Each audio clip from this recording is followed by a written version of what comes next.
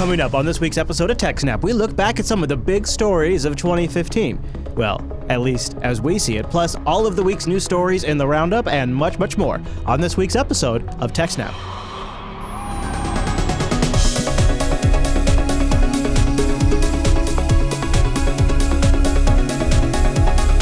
Hi, everyone, and welcome to TechSNAP. This is episode 247 of Jupiter Broadcasting's weekly Systems Network and Administration podcast. We streamed this episode on December 12th, 2015. This episode is brought to you by our three fine sponsors, DigitalOcean, Ting, and IX Systems. I'll tell you more about those great sponsors as this here show goes on.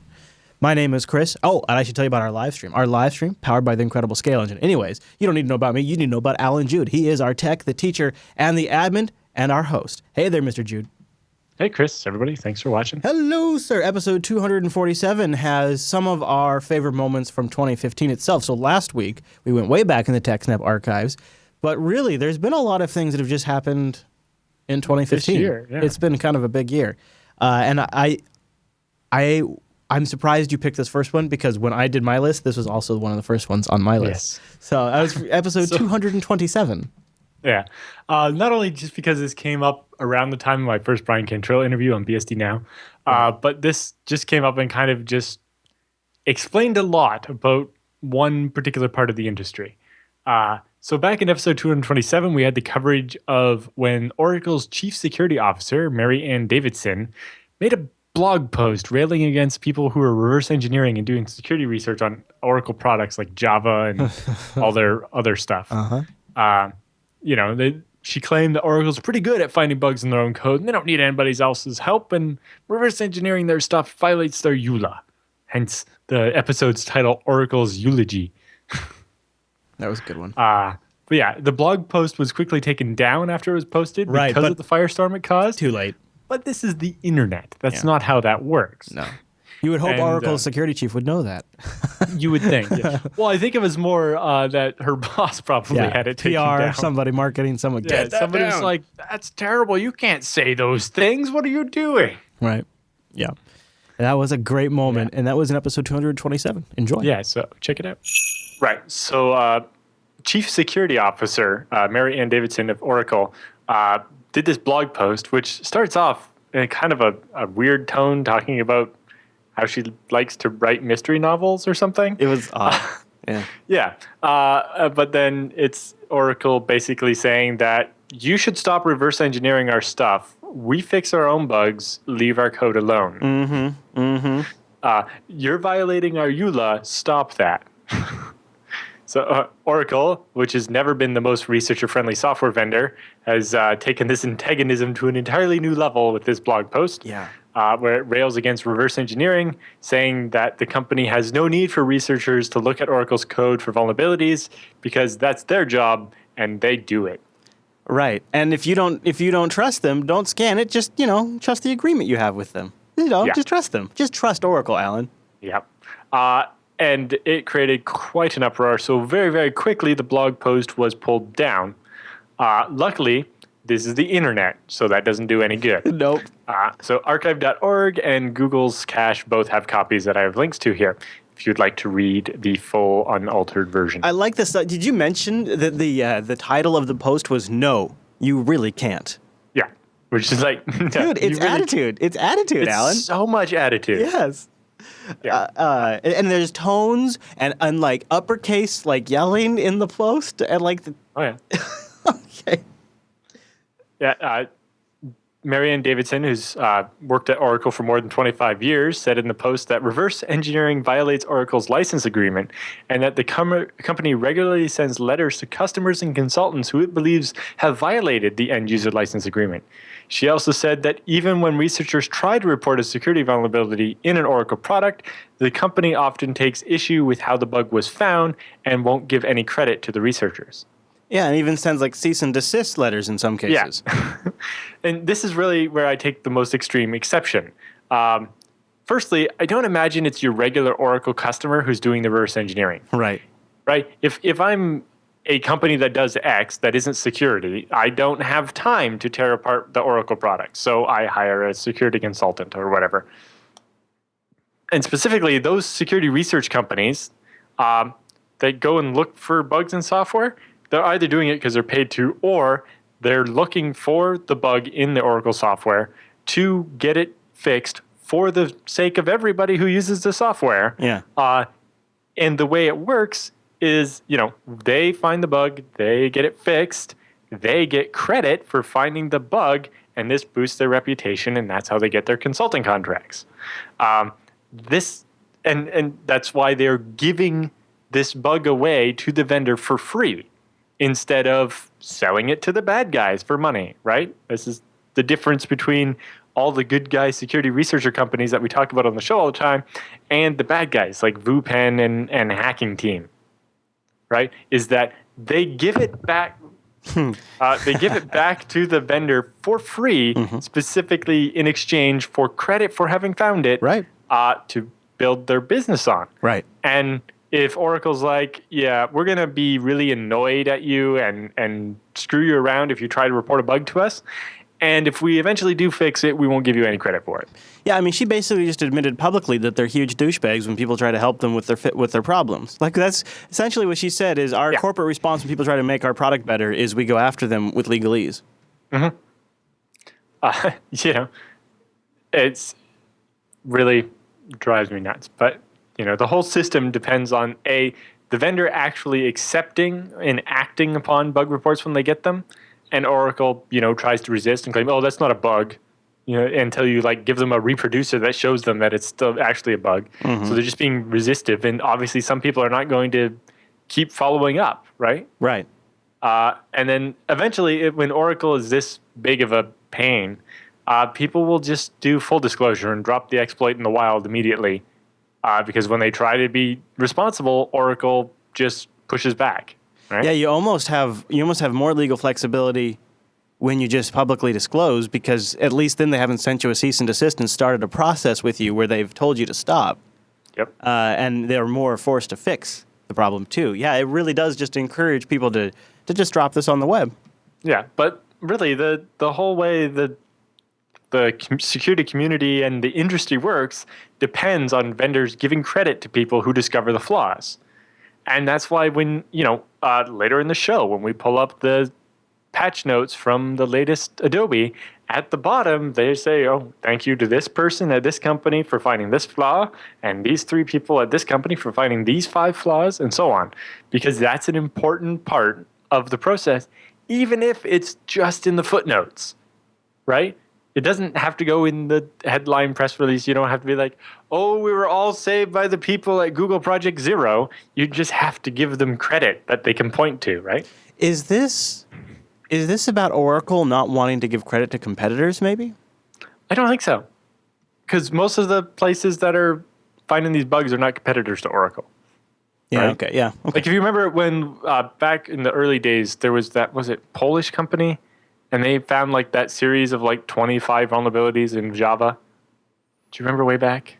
It was 3 years ago. God, it's all starting to blur together. Usually I do, Yeah. but... Oh. But yeah, anyway, years and years ago, there was this company, I forget what it was called now, but, and they had just, started picking away at Oracle and had this list of Java flaws with reproducers. And every 6 months, they would be able, Oracle would finally patch some of them and they'd be able to release the details of them. And we followed it quite closely. And it's those guys weren't getting money from anybody at that point for that actual work. They were just doing it so that they could hire clients, right? So just to be clear, the people that made the heartbleed.com, that's the whole reason why vulnerabilities have names and stuff now. Because we were the company that found Heartbleed. You should hire us to do your security audit. And just to be clear, does Oracle not have a bug bounty program at all? They definitely do not. Actually, in the article, they rant is everybody says we should have a bug bounty program. It's you don't have to have a bug bounty program, but you have to at least accept bug reports. And when possible, credit. I mean, see, she's exactly. The chief security officer's argument is I'm not going to credit somebody because they reverse engineered our license. I'm not going to reward you for reverse engineering our license, but I think that's an outdated way of looking at the problem. Sure. Well, and what we actually in the interview coming up on next week's BSD Now, we talked to Brian Cantrell, and he brings up the great point to pretty much any engineer. Reverse engineering is is like an inalienable right. It's like if I have something in my hand or whatever, software or a piece of hardware or whatever, Yep. you can't make it illegal for me to think about how it works and figure out how it works.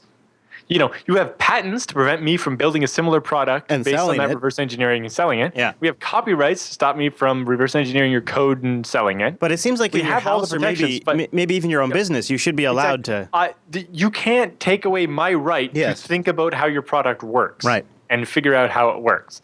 That happens in my head. You can't thought police me. Mm-hmm. But yeah, when a researcher is helping you better your software for free, the least you can do is give them credit. You don't even have to give them a T-shirt. All you have to do is include their name. Mm-hmm. It's not that difficult. It's not onerous.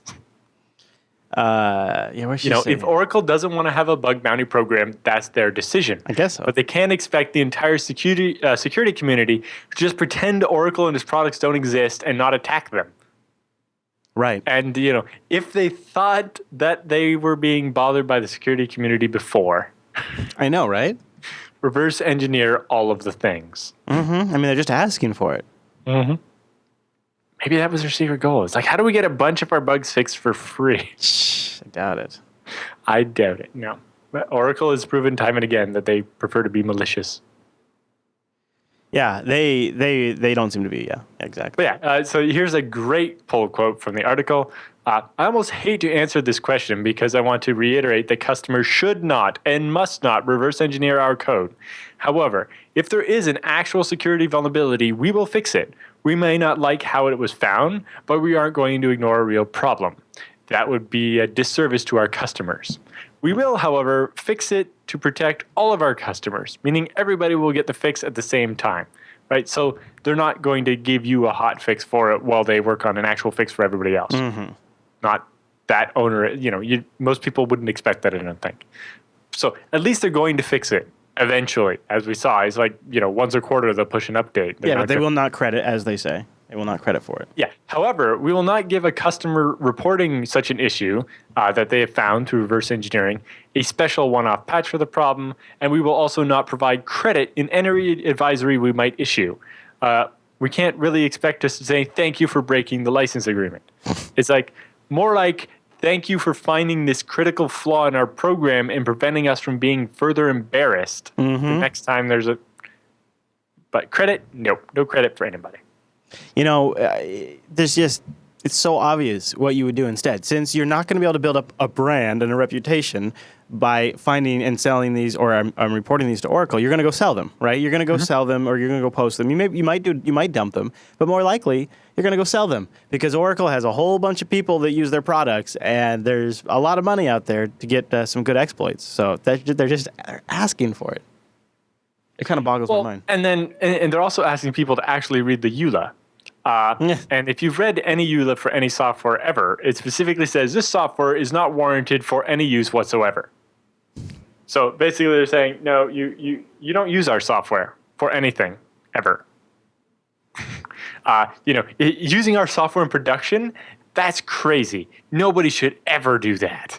Our software is not guaranteed to do anything properly. And that's what every EULA says, right? Because that's how companies avoid getting sued. Yeah. But, I don't know.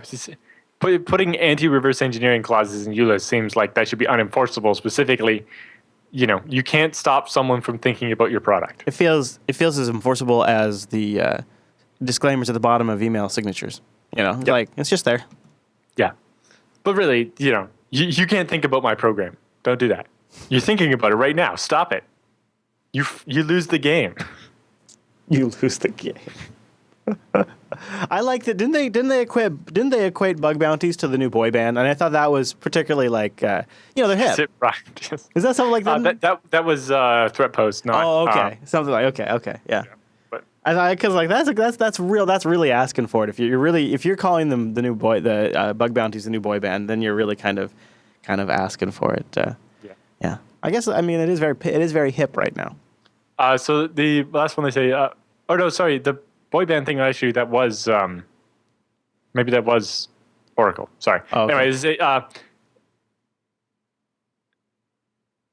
All right, anyway, Oracle says that they find 87% of security vulnerabilities themselves, whereas security researchers only find 3%. And the other 10% are found by their customers.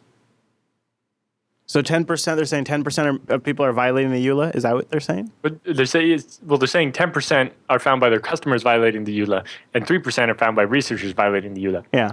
So And it's like, well, the customers are probably not like fuzz testing the software. They're just trying to use it and finding security vulnerabilities. Yeah. And so that's probably not involving much reverse engineering. And, of course, Oracle's kind of walked back some of this in a sense because they pulled the post down. Yes. Oracle Legal immediately pulled the post down and issued a statement that said that the company removed the post because it doesn't fit with the company's relationships with their customers. The security of our products and services have always been critically important to Oracle. Oracle has a robust program of product security assurances and works with third-party researchers and customers to jointly ensure the applications built with Oracle technology are secure. We removed the post as it does not reflect our beliefs or our relationship with our customers. Well, there you go. I guess that's them at least trying to walk it back a little bit. But it seems like this came from a pretty high-up person who's been, what'd you say, 20 years, 29 years, what'd you say? 25 years. 25. As a chief security officer. It's the chief security officer whose job it is to interface with the security community and to fix bugs. And they're like, no, don't do that. I mean, I'm nobody to judge, but I'm just going to say, if she's been in charge of security for the last 25 years... I don't know. She's worked there for 25 years. She hasn't been in security that long. Okay. Maybe she's recently gotten the gig, because I hope it hasn't been her that's been running that operation for a few years. I think it's been a couple of years. I don't know. Yeah, okay. Well, this explains actually a lot. This gives us a lot of insight into the state of Oracle. Yes. And why and it is the way I'm sure it is.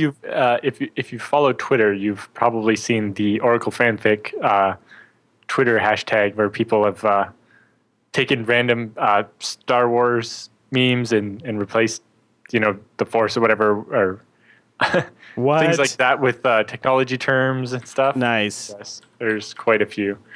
Is that this one? This is a different one. Related one where Oracle has told people to stop using Veracode to test the application security of Oracle products. Because Oracle already have application security covered. They got this. And he found remote cross-site scripting injection on the form where you post a comment on the blog. Oh God.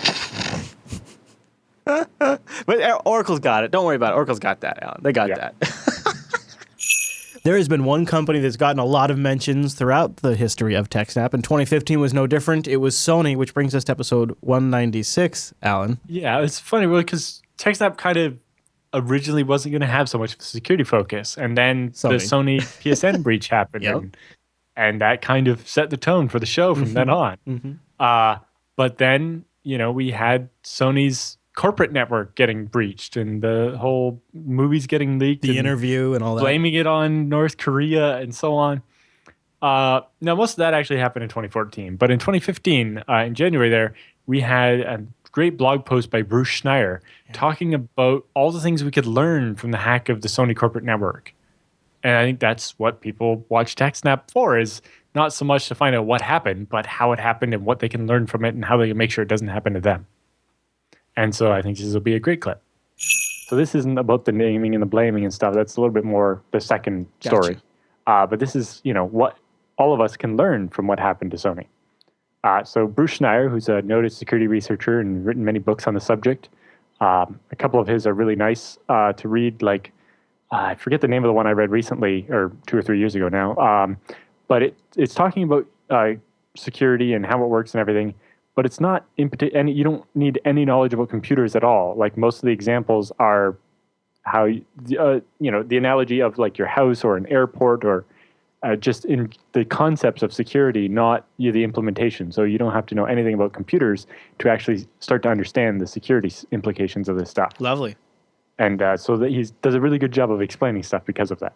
It doesn't require any knowledge about computers to even understand his stuff. So he's discussed quite a few of the different things and the factors and so on that went on with the Sony attack. So, the main point of his thing is that an attack like this can happen to anyone, but that doesn't mean that Sony didn't make it especially easy in their case. There were, he's not going to say he's going to blame Sony. There's not necessarily anything they could have done to stop it, but there's many things they could have done to stop it sooner and to mitigate it when it did happen and all that kind of stuff. So he talks a bit about that. And he says, one of the first things to think about when you're looking at an attack is, was this an opportunistic attack or a targeted attack?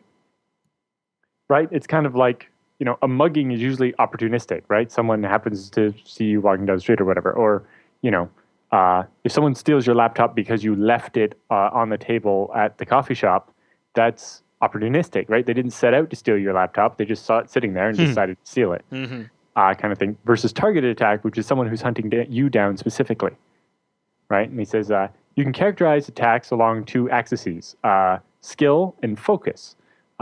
Most attacks are low skill and low focus, right? People using common hacking tools against thousands of networks worldwide, right? So those are the things you see, the bots trying to log into your WordPress with common credentials, or SSH brute force attacks and things like that, right? These low-end attacks include sending out spam to millions of addresses with, phishing stuff, pretending to be from a bank or whatever, or just spam in general, or, hoping that someone will fall for it and click on the poison link. And he says, he thinks of these as kind of like the background radiation of the internet. But then you have high skill, low focus attacks. These are more serious. These are attacks that use, sophisticated stuff like newly discovered zero-day vulnerabilities that haven't been patched yet against software and systems network. These are the sort of attacks that target, target the retailer there, JP Morgan Chase, and a lot of the other commercial networks that we've seen that had their problems in the past year or so, right? They weren't necessarily targeting Target. They were just going for anybody who had a big stash of credit cards. Yeah, and systems that were vulnerable to what they had available to use. Exactly. So we have some zero-day. We'll just get anybody who happens to be vulnerable to this zero-day. Yeah. And I think, isn't it sort of like, even for a high-scale crime like the target attack, isn't it sort of the perfect timing because there's an established black market where you can buy these kinds of vulnerabilities. There's a ton of XP machines in production that probably haven't been patched in a really long time that are doing credit card transactions, and they're reading that stuff right out of memory. There's bad implementations that have these networks connected to the internet, like through a vendor VPN, that are easy to take advantage of. You add it all up, it's really I think an audience member of the TechSNAP program could pull it off. It's not like it's in particular, it's not like they set out to get Target and then found the air conditioning management company. It was more that they were just probably low-level attack all over the place, and then happened to manage to compromise something at this environmental management company. And then, while poking around there, discovered that they had found a backdoor into Target, and then went on. I suppose with any of these, there's always a possibility of a former employee with, sort of an understanding of how the networks are connected says, I think if you did this, you'd be able. I mean, there's that possibility, I suppose, in some cases. Yes, and that's our next story. That's kind of about that. But yeah, it's in the case of Target, it seems more like they stumbled across an unlocked door, and then once they got in, they didn't just grab the first thing they saw. They knew, hey. Hey, we see something. I noticed that nobody ever locks this door. So we can keep coming back and figure out exactly when the big shipment is, for, say, Black Friday, and then steal all the credit cards. Yeah. And then Schneider goes on, even scarier are the high-skill, high-focus attacks, the type that hit Sony. These include sophisticated attacks normally run by national intelligence agencies. But he's not saying that all high-skill, high-focus attacks are necessarily committed by governments, just that the attacker has to be highly motivated, right? If it's a high-focus attack, it means you don't want to get just anybody. You're after one specific target, and you're just going to keep trying until you get in there. Yeah. Whereas most attacks, it's more like, I'm going to try against everybody in the first door that I get through, I'm going to go in, right? This category includes private actors, including hacker groups like Anonymous, which mounted a Sony-style attack against HB Gary, if you remember that. Back from years ago. And, the unknown hacker who stole the racy celebrity photos from Apple's iCloud using the API to reset the password or whatever, or to brute force it, and posted them, or, the IT security buzz phrase, advanced persistent threat, and all that. Those aren't necessarily governments. They're just highly motivated attackers. And he brings up the point here, the attackers who penetrated Home Depot's network didn't seem to care much about Home Depot. They just wanted a large database of credit card numbers to steal. So any retailer would do. Right. And as we cover in the roundup, it seems like they also got Staples at about the same time. And, again, they didn't care which retailers. They just wanted anybody who had big stocks of credit card numbers.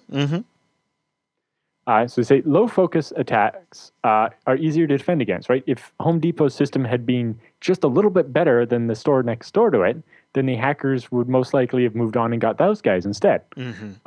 Although, they'll just keep, once they get all the low-hanging fruit, they'll start I think actually that point right there is worth maybe triple underscoring, because a lot of times I see people, especially end users, they just sort of get this, what's the point attitude. Right. What am I going to accomplish? If somebody wants to get in, they're going to get in. And what in reality, what if it is if, you lock the front door, well, then somebody's more likely to go in the door that's not locked than try to go through the door that's locked. And it's even though they could break a window and get in, a little bit extra helps. That's why we all lock our door, right? It's the same kind of thing. It's like, even if you could just try to stay on top of it, do your best ability, that just might make it difficult enough that they go somewhere else. Right. Or the old adage, you don't have to outrun the bear, you just have to outrun the other guy. Yeah, that's another great way to look at it. Now, that's for a low focus attack, because the bear doesn't care. Right. It just wants to kill someone. Bear's just hungry. Yes. Whereas, if it's a sniper, if they're after you, running's not going to, even if you outrun some other person, if they want to shoot you, they're going to get you, not the other person, just because they're closer. And so because of that, if you're the target of a low focus attack, then all you have to do is be better than the other guys or your neighbors or whatever. But if it's a highly focused attack, then you have to go further. With attackers who are highly skilled and highly focused, the matter is whether a targeted company's security is superior to the attacker's skill, not just to the security measures of other companies. Often it isn't, but it's as people, we're much better at this relative security rather than absolute security, right? We can have better security than our neighbor, but we couldn't say that we have absolute security. Sure. Yeah, that's fair. Snyder says, we know people who do penetration testing for a living. This is real, no-holds-barred attacks that mimic a real full-on assault by a dogged expert hacker. And we know that the experts always get in, because the job's not over until they do, right? So they're just going to sit there and keep doing it and billing until they get So against the sufficiently skilled, funded, and motivated attackers, all networks are vulnerable. But for those worried that what happened to Sony could happen to you, Snyder kind of has two pieces of advice. The first is, if you're a corporation, take this stuff seriously, right? Security is a combination of protection, right? So having stuff to stop them from getting in the first place. Detection, finding out when they get in. Home Depot didn't have any clue that they had been hacked until the law enforcement said, hey, you've been attacked. Or Staples didn't know until the banks are like, hey, you're the common denominator in all these stolen credit cards, right? So you need better detection, because if, we've agreed that if you're being targeted by a highly skilled, highly focused attacker, then your network is going to be vulnerable in some way. But if you can detect when the attacker is breached, you can shut them out, fix the hole they used, and then go back to hoping they don't get in again. Right. Whereas if you don't detect it, then they're in there for a long time. And then thirdly is response. How do you deal with it once you do find out that someone's been in your network, right? We saw when the U.S. Post Office got hacked, they just turned everything off and rebuilt it one by one. Now that can work, but if your business is critical, maybe that's not so much of an option, and you need to have come up with a better strategy for isolating things, right? You need prevention to defend against those low focus attacks, right? If you make sure you keep things patched up and you have, bastion hosts and firewalls and so on, that'll help. And it makes the targeted attacks harder. But then you also need detection to spot the attackers who inevitably do get through. And you need response to minimize the damage, restore security, and manage the fallout that happens. So yeah, it was just... And then his second point was the other people that were really hurt by this attack were the employees of Sony, who necessarily didn't do anything wrong. That's the saddest private part. Emails and stuff. Yeah. And he mostly just points out for individuals, you have to look at the fact that, everything you write on Facebook, technically, even if you send it as a private message, if Facebook got hacked, other people could see that, and how big of a deal is that to you? And so you come back to making sure you don't post things you wouldn't want anybody to see. Mm-hmm. And you just Snyder's even kind of given up on trying to avoid having his data stored in a cloud somewhere. He says it's pretty hard to avoid Google and iCloud and a Dropbox and I mean all that stuff. And so it doesn't mean give up. It just means make sure you keep in mind that make sure that this gets stored here and this goes there, and just think about the fact that when you post something or when you send something to one of these companies, that something could happen. One of our sponsors this week is Ting, and of course they've been here all year long making the TechSNAP show possible, and I think it's because they know you just need to be a little savvy to realize why TechSNAP makes a lot of sense. They just take your minutes, your messages, and your megabytes, they add them up, and you just pay for what you use. If you're a little data savvy, like you download your podcast over Wi-Fi, or if you're like me and you hardly make any calls, I mean, that's really my big savings. There's all kinds of different ways you can do this, and one of the things I love about Ting is there's no contract and there's no early termination fee. You just go get yourself a phone, go to techsnap.ting.com or bring a phone. They have CDMA and GSM networks available, and that's pretty much it. No sneaky contracts, no sneaky line items. I have 3 smartphones on my Ting line, and I pay somewhere between $40 and $45 a month for those 3 phones with no contract. And if I ever need a little extra more, I just pay a little more that month. And when I don't, I pay a little less. It's a system that works really well for me. They have a great dashboard to manage all of it. They have fanatical customer support. And the thing I think that's sort of empowering about it is they really have more of a person approach account style than they do a device. So I do actually have some CDMA devices and GSM devices. So I'm able to leverage both networks of Ting, and I get really great coverage. I get really great speeds. I can pick and choose, and the prices are absolutely reasonable. I invite you to go to techsnap.ting.com and then go check out this new Consumer Reports annual cell phone service. A survey they did of over 90,000 cell phone customers, and guess who comes out on top? That'd be Ting. Yep. TechSNAP.ting.com. TechSNAP.ting.com. And a big thanks to Ting for sponsoring the TechSNAP program. Guys, thanks for going there too and supporting our show. Visiting them lets them know you heard about it here and you appreciate them supporting the TechSNAP program. TechSNAP.ting.com. Okay, Alan, so now we're going to jump back into the TechSNAP time machine and we're going to go to episode 217. The recurring theme of firmware being terrible. Yes. So this one we feature a story on how some security researchers found 60 different flaws like persistent cross-site scripting, unauthorized cross-site scripting, cross-site request forgery, denial of service, privilege escalation, information disclosure, backdoors, authentication bypasses, USB device bypass, other authentication bypasses, UPnP vulnerabilities, etc. So they found 60 different flaws across 22 different home routers that you might buy. And we've been talking all year. We talked about it on BSD Now this last week, how your New Year's resolution should be to make sure you replace that off-the-shelf router you bought with something that runs Linux or BSD. That's a great idea. That you control and you update, because those devices are pretty terrible. But luckily now, as people's requirements have gotten higher and everybody wants gigabit and so on, the CPUs and the amount of RAM and so on that they have in the little off-the-shelf devices have gotten to the point where you can actually run a real OS on it now. Yeah. So, like the TP-Link that we did at BSDCan, you strip down a version of FreeBSD and you can run it on the same router. So it's got the form factor you want and everything.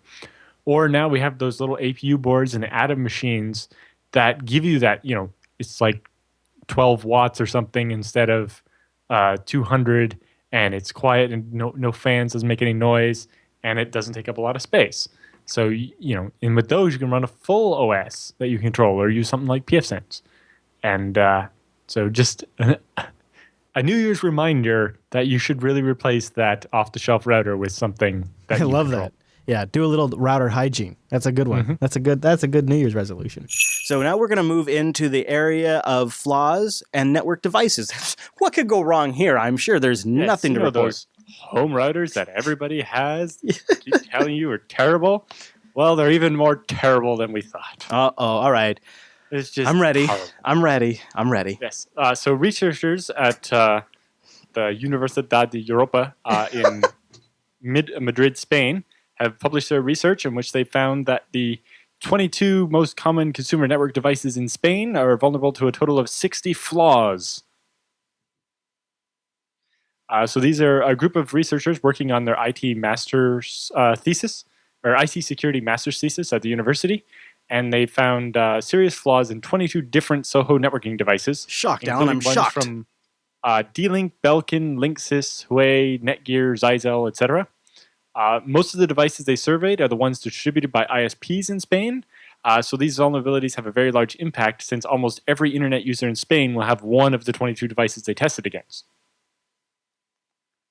Across them, they found 11 different types of vulnerabilities, including persistent cross-site scripting, which is, for example, on the one router, it has a thing where you can go in and block a website by its name.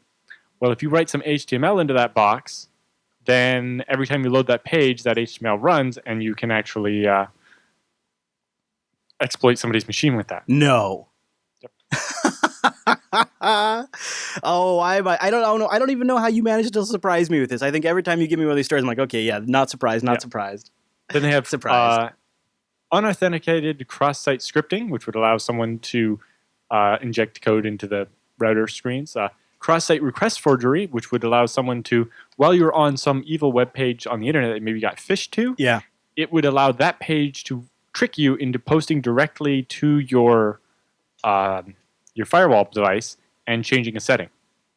Whereas normally with cross-site request forgery prevention stuff, if you didn't submit the form originally on the router, it wouldn't let it apply to the router. Yeah. There are also denial of service ones where you could just stop the device from working. Privilege escalation. On one of those, you could, in addition to the regular admin account with the default password, there's also a separate user account with the default password that most people don't know about. Okay. Well, if you FTP into the device as that user, you can download the configuration file, the config.xml, which just so happens to contain the root password in plain text. No. And so you go in and change the admin password to keep people out. But if you log in as user with the password user, you can download the config file and find out what the admin password is, and then just log in as administrator with the password.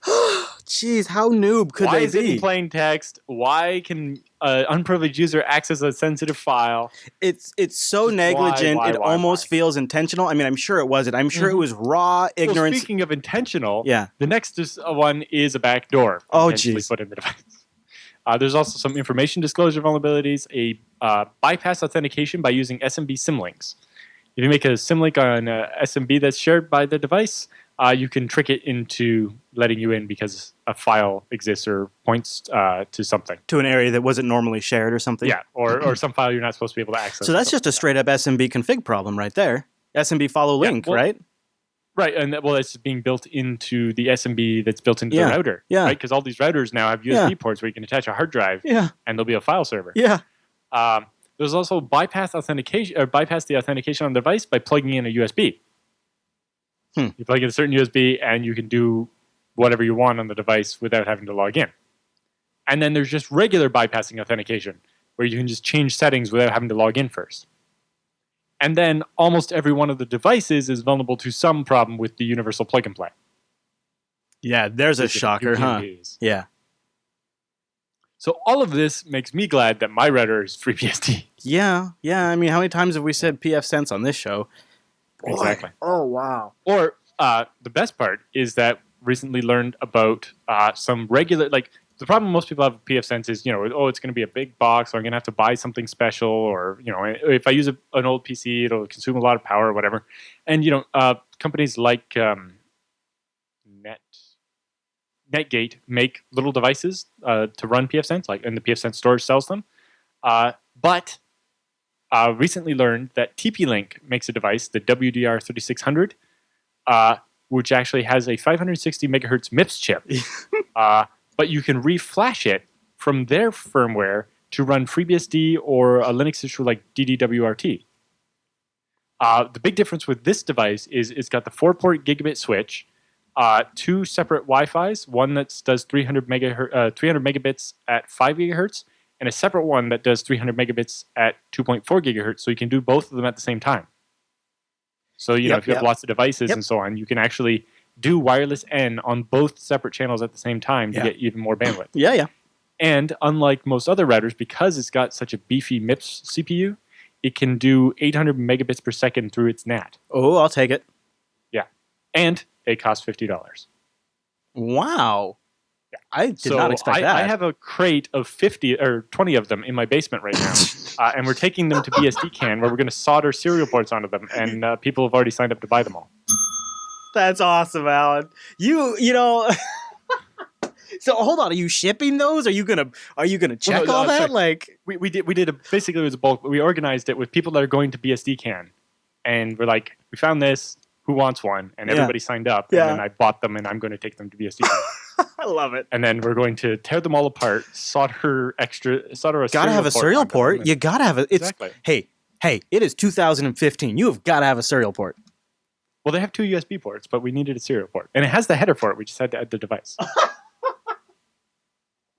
I like that they didn't even bother connecting it themselves. They put the header on there. It's there for debugging. Yeah. Okay. Wow. So this is a real mess. That's an extra $10 for the components and wires. And stuff. The list of vulnerabilities is still scrolling on the screen. I've never stopped it from scrolling here. And what strikes me about this, and I know everybody that has listened to the show for a while knows, is, Chris is getting up on that soapbox again. This is the second segment in a row. But listen, you guys. How are you going to go and put the Internet of Things all up in your business when you can't even get this stuff working? Don't tell me about internet-connected doors and locks. This is the device that's supposed to protect your Internet-connected door lock from being attacked over the Internet. Yeah. So far what I've witnessed is you put Internet in my TV, and then after about a year or two, you fail to update that properly, and it runs like crap. You put Internet in my lights, also, and you do update it by injecting ads, forcing me not to update. Yep. So I'm just saying, how are you going to go tell me that the Internet of Things is going to be the next big revolution to consumer electronics when the previous revolution to consumer electronics is a total mess and you haven't even solved the problem? I know I say it all the time, but it just seems like this is such a warning sign. Yes, but what we need to specify here is what we want is the Internet of open source things, where there are updates and such. That's an The problem is that's not what people are going to buy in a store, and that's Well, hopefully, eventually, was what maybe will gain larger traction. I don't know. Sure, but it's like even if it is open source and so on, is my mom going to update her Internet of Things device? Right. Well, so I guess we really have no other wisdom to leave the audience with other than stop using the routers. Yeah, buy a device that you can run something serious on, like FreeBSD or DDWRT. Right. Well, Mr. Jude, I have to say I'm happy. Honestly, is like we talked about at the beginning here, the device is distributed by the ISPs that have these problems, or when the ISPs purposely put their own backdoors into it. Yeah. But the problem is when they combine them into the modem, and so you can't replace it with your own device. I'm happy to say that both at JBHQ and JB1, we have managed to replace the ISP's router devices with dedicated firewalls now. And in both circumstances, we noticed improvements across the board with uploading and downloading multiple large files simultaneously. When we replaced the most of those devices have tiny amounts of RAM and so on, and most of them they have really cheap small CPUs. That's one of the biggest things about that TP-Link one is that it's a really beefy CPU for a device like that. MIPS is really good at networking because it's big endian, and network packets on the network are actually big endian, and a regular XC computer has to reverse that. Now it's not that hard of an operation, but when you're trying to do it as cheaply as possible, having a CPU that just doesn't have to do that step. That's nice. Yeah. Episode 221, The French Disconnection. That's a great title, Alan. What grabbed your attention about this episode? In this particular one, it was another in the studio episode. Oh, which are always fun. They are. This is the one in JB1 instead of in your garage at the old house. studio, Yeah. But yeah, so when it's recorded live, that's special. It's also the 4th anniversary show, which was special for us. Neither of us, I think, thought the show would go that long when we started it. Especially without interruption. But the top story in this episode was about how to detect when your network has been breached. It was a little more meta episode. It was less about a specific news story and more a kind of just, we've got all day to sit around and work on show notes, so let's come up with something really cool. And basically has great details on the actual methodology used to kind of detect problems on your network and so on. And then we discuss the Sony hack and the Target hacks as example of what to do and what not to do, right? Specifically, like the Target ones, they had intrusion detection systems that actually detected the intrusion, but they detected so many false positives that nobody actually checked the results, right? They were setting off so many alarms that they just silenced it and didn't check the emails. And so they didn't realize that they had detected an attack because they detected too many things that weren't attacks and so on. Right. But yeah, it's definitely worth highlighting this again so that people keep thinking about that.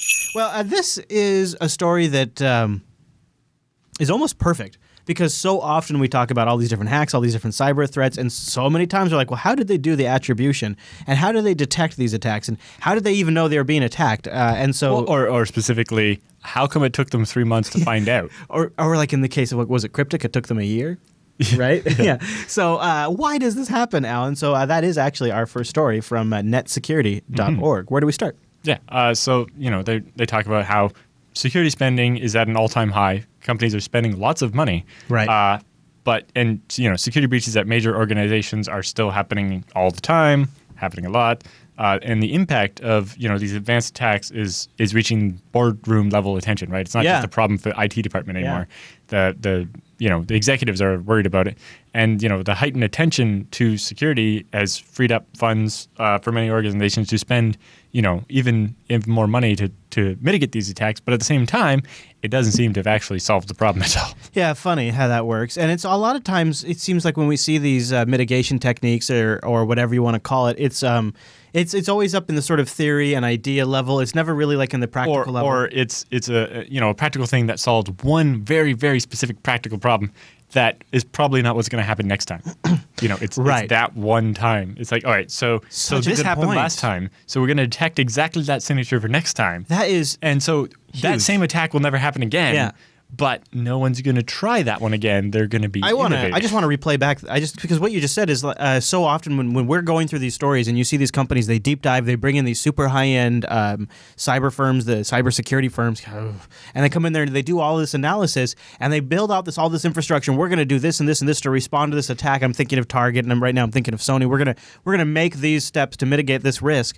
And it really doesn't solve the underlying problems that fundamentally the issue was you weren't patching your S, or you had an open VPN to your vendor and that was configured improperly. Or your monitoring system was giving so many false positives you were just ignoring it. Right. Oh, and so perfect. A perfect example, Alan. Perfect example. And was so the Target one. These policies are not solving this. And in the case of Target, right, they had it in their alert system all along, but because their alert system was so noisy, they just opted to ignore it. And these guidelines and things like that are not addressing that at all.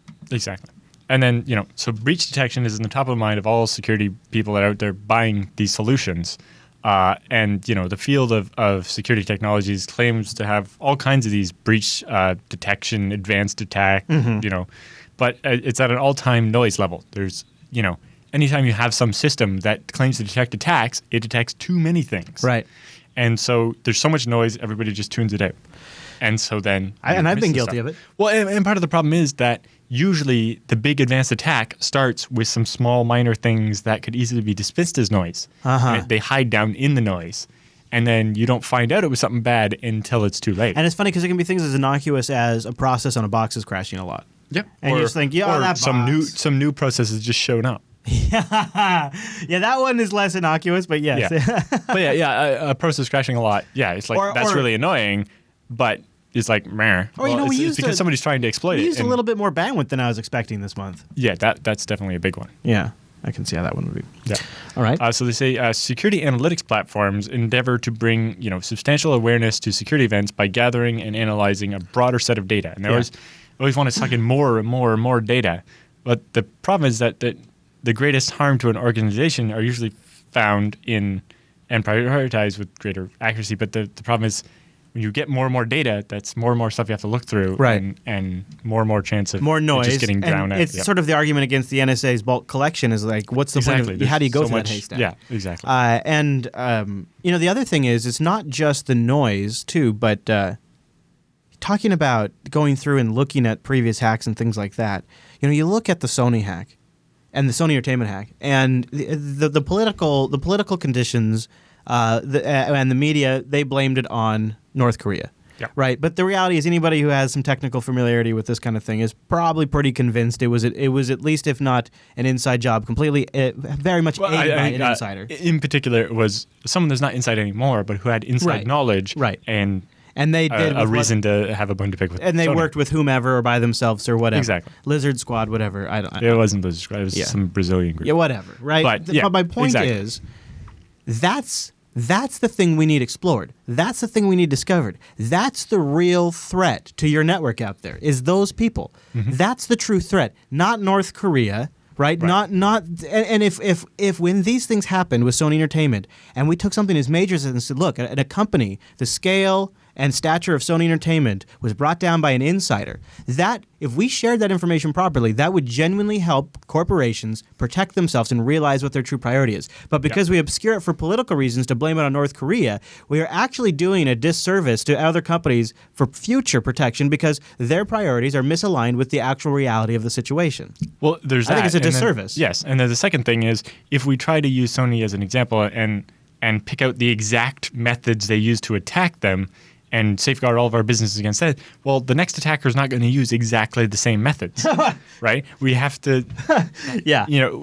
signatures, we need broader signatures that are more, I'm seeing this style of behavior that's looking like an attack rather than I'm seeing this very specific, the hash of this file matches the one we saw at Sony. So do you think it's possible to have a system intelligent enough to notice that the user is doing something unusual? Well, so the first part of the stuff that they're looking at now is what's called Security Information and Event Management, or SIEM. And it says, well, most SIEM products have the ability to collect, store, and analyze security data. The meaning of what can be pulled out from that data, such as security data and so on, depends on how the data is reviewed, which usually ends up requiring a person. Yeah. And how well a product can perform automated analytics of that stuff and kind of pull out things, compared to when users are saying, "Give me a report where every time we saw this happen." Right. It's just not the same, and that's kind of what sets the different products apart, and where I don't think it's quite there yet, because it still takes too much human effort. And you need a happy middle ground, because it almost seems like you'd need some human effort to look at what the system's detecting, and then you need like a curated report for the human to go through and determine what's important or not. Exactly. Yeah. So it can try to drown out the noise and pick certain things, but I think in the end, what you need is kind of a security platform that consists of multiple different components. So you need the SIEM and looking at events and things that happen, and you need your regular monitoring and reporting, and you need what you just talked about, user behavior analytics. Right. So they're calling that UBA? Yeah. I love it.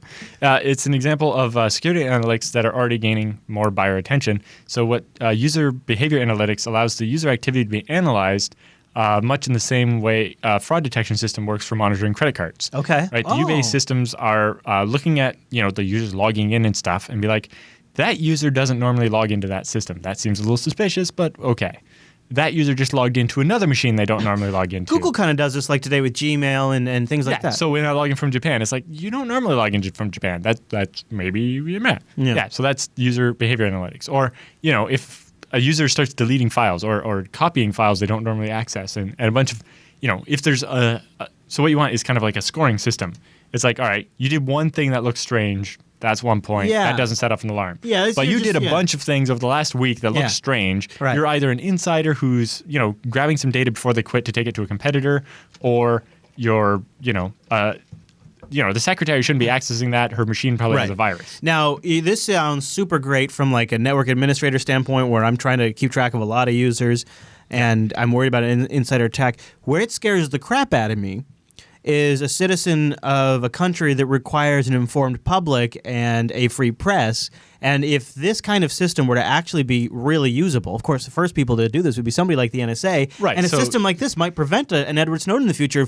If the system could have noticed Edward Snowden logging in at odd times that weren't maybe related to any open tickets, with credentials he didn't need. Quantities of files. Right, and copying down large quantities of files, and with using wget to connect internal resources. And if it could have noticed these things and alerted somebody ahead of time or locked him out, it might have prevented a pretty big revelation for the public, which some people think was good for a democracy to have. Maybe some people don't. That's the side. But if the same thing's happening thing. inside a bank with account information, right, you that's the line. Yeah. A bank or even Boeing, somebody wants to sell the latest innovation to Airbus or vice versa, right? There, you need to be able to protect that. So that's the line you walk. But you could see where you could create a system that would be pretty scary too. Yeah. Well, especially if the NSA's got black boxes in, all the trunks on the internet or whatever, and they can start using the same behavior analytics on users on their home connection. That's, you're only supposed to be monitored by this type of stuff in a corporate Come on network, now. right? Now you're really freaking me out. I know, but it's not happening yet. So. Thanks, Alan.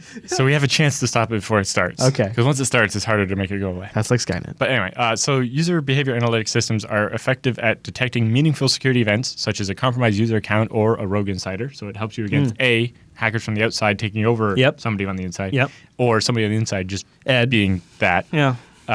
And then although many of those UBA systems can analyze more data than just user profiles, such as like devices and geolocations. Oh, this user's doing it from their phone. That's strange. Or this user's doing it from China. Or this user's doing it from a location, even if it's, something I thought of in the past is like this user is doing it from a location where we believe another person who we are suspecting is doing activity, and they could track it that way too, and so even the area they've been in, and just let's look at where these people have gone and analyzing it from that standpoint. Yeah, and then you still have an opportunity to enhance the analytics to include even more data points that increase the accuracy of and hopefully maybe detect a breach. Love it. But as security analytics platforms grow in maturity and accuracy, a driving factor of the innovation is how much data can be brought in to be analyzed. So you want as much data as possible to analyze. The problem is you just need the output needs to be condensed. I've never really seen that work well.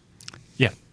But part of it is deciding what data you actually want to capture. Yeah. Like capturing the user's location all the time, maybe it's useful, maybe it's not. Well, so the bank I worked at, we had several checkpoint firewalls at different entry points on the network, and just so many events were generated. So many, the high volume events. And I think it was like a regulatory thing actually that said, keep it all. You can decide what you want to sift through and audit, but we want to be able to go back and look at everything if we have to. And I think that's a reasonable approach. It's just you have to. The volume was insane though. Yeah. And so you need some really heavy-duty sifting stuff. Yeah, we had. And it has to be automated. The system we had used got iterated upon 3 different times while we were using it, and starting from MySQL to Oracle and all this different stuff, and it constantly was the front end that could parse and analyze all of that data was never catching up to the amount of data and the new types of sensors we could throw at it. Yeah. So I don't know. I'm a little skeptical. But yeah, so theoretically that works, but in practice.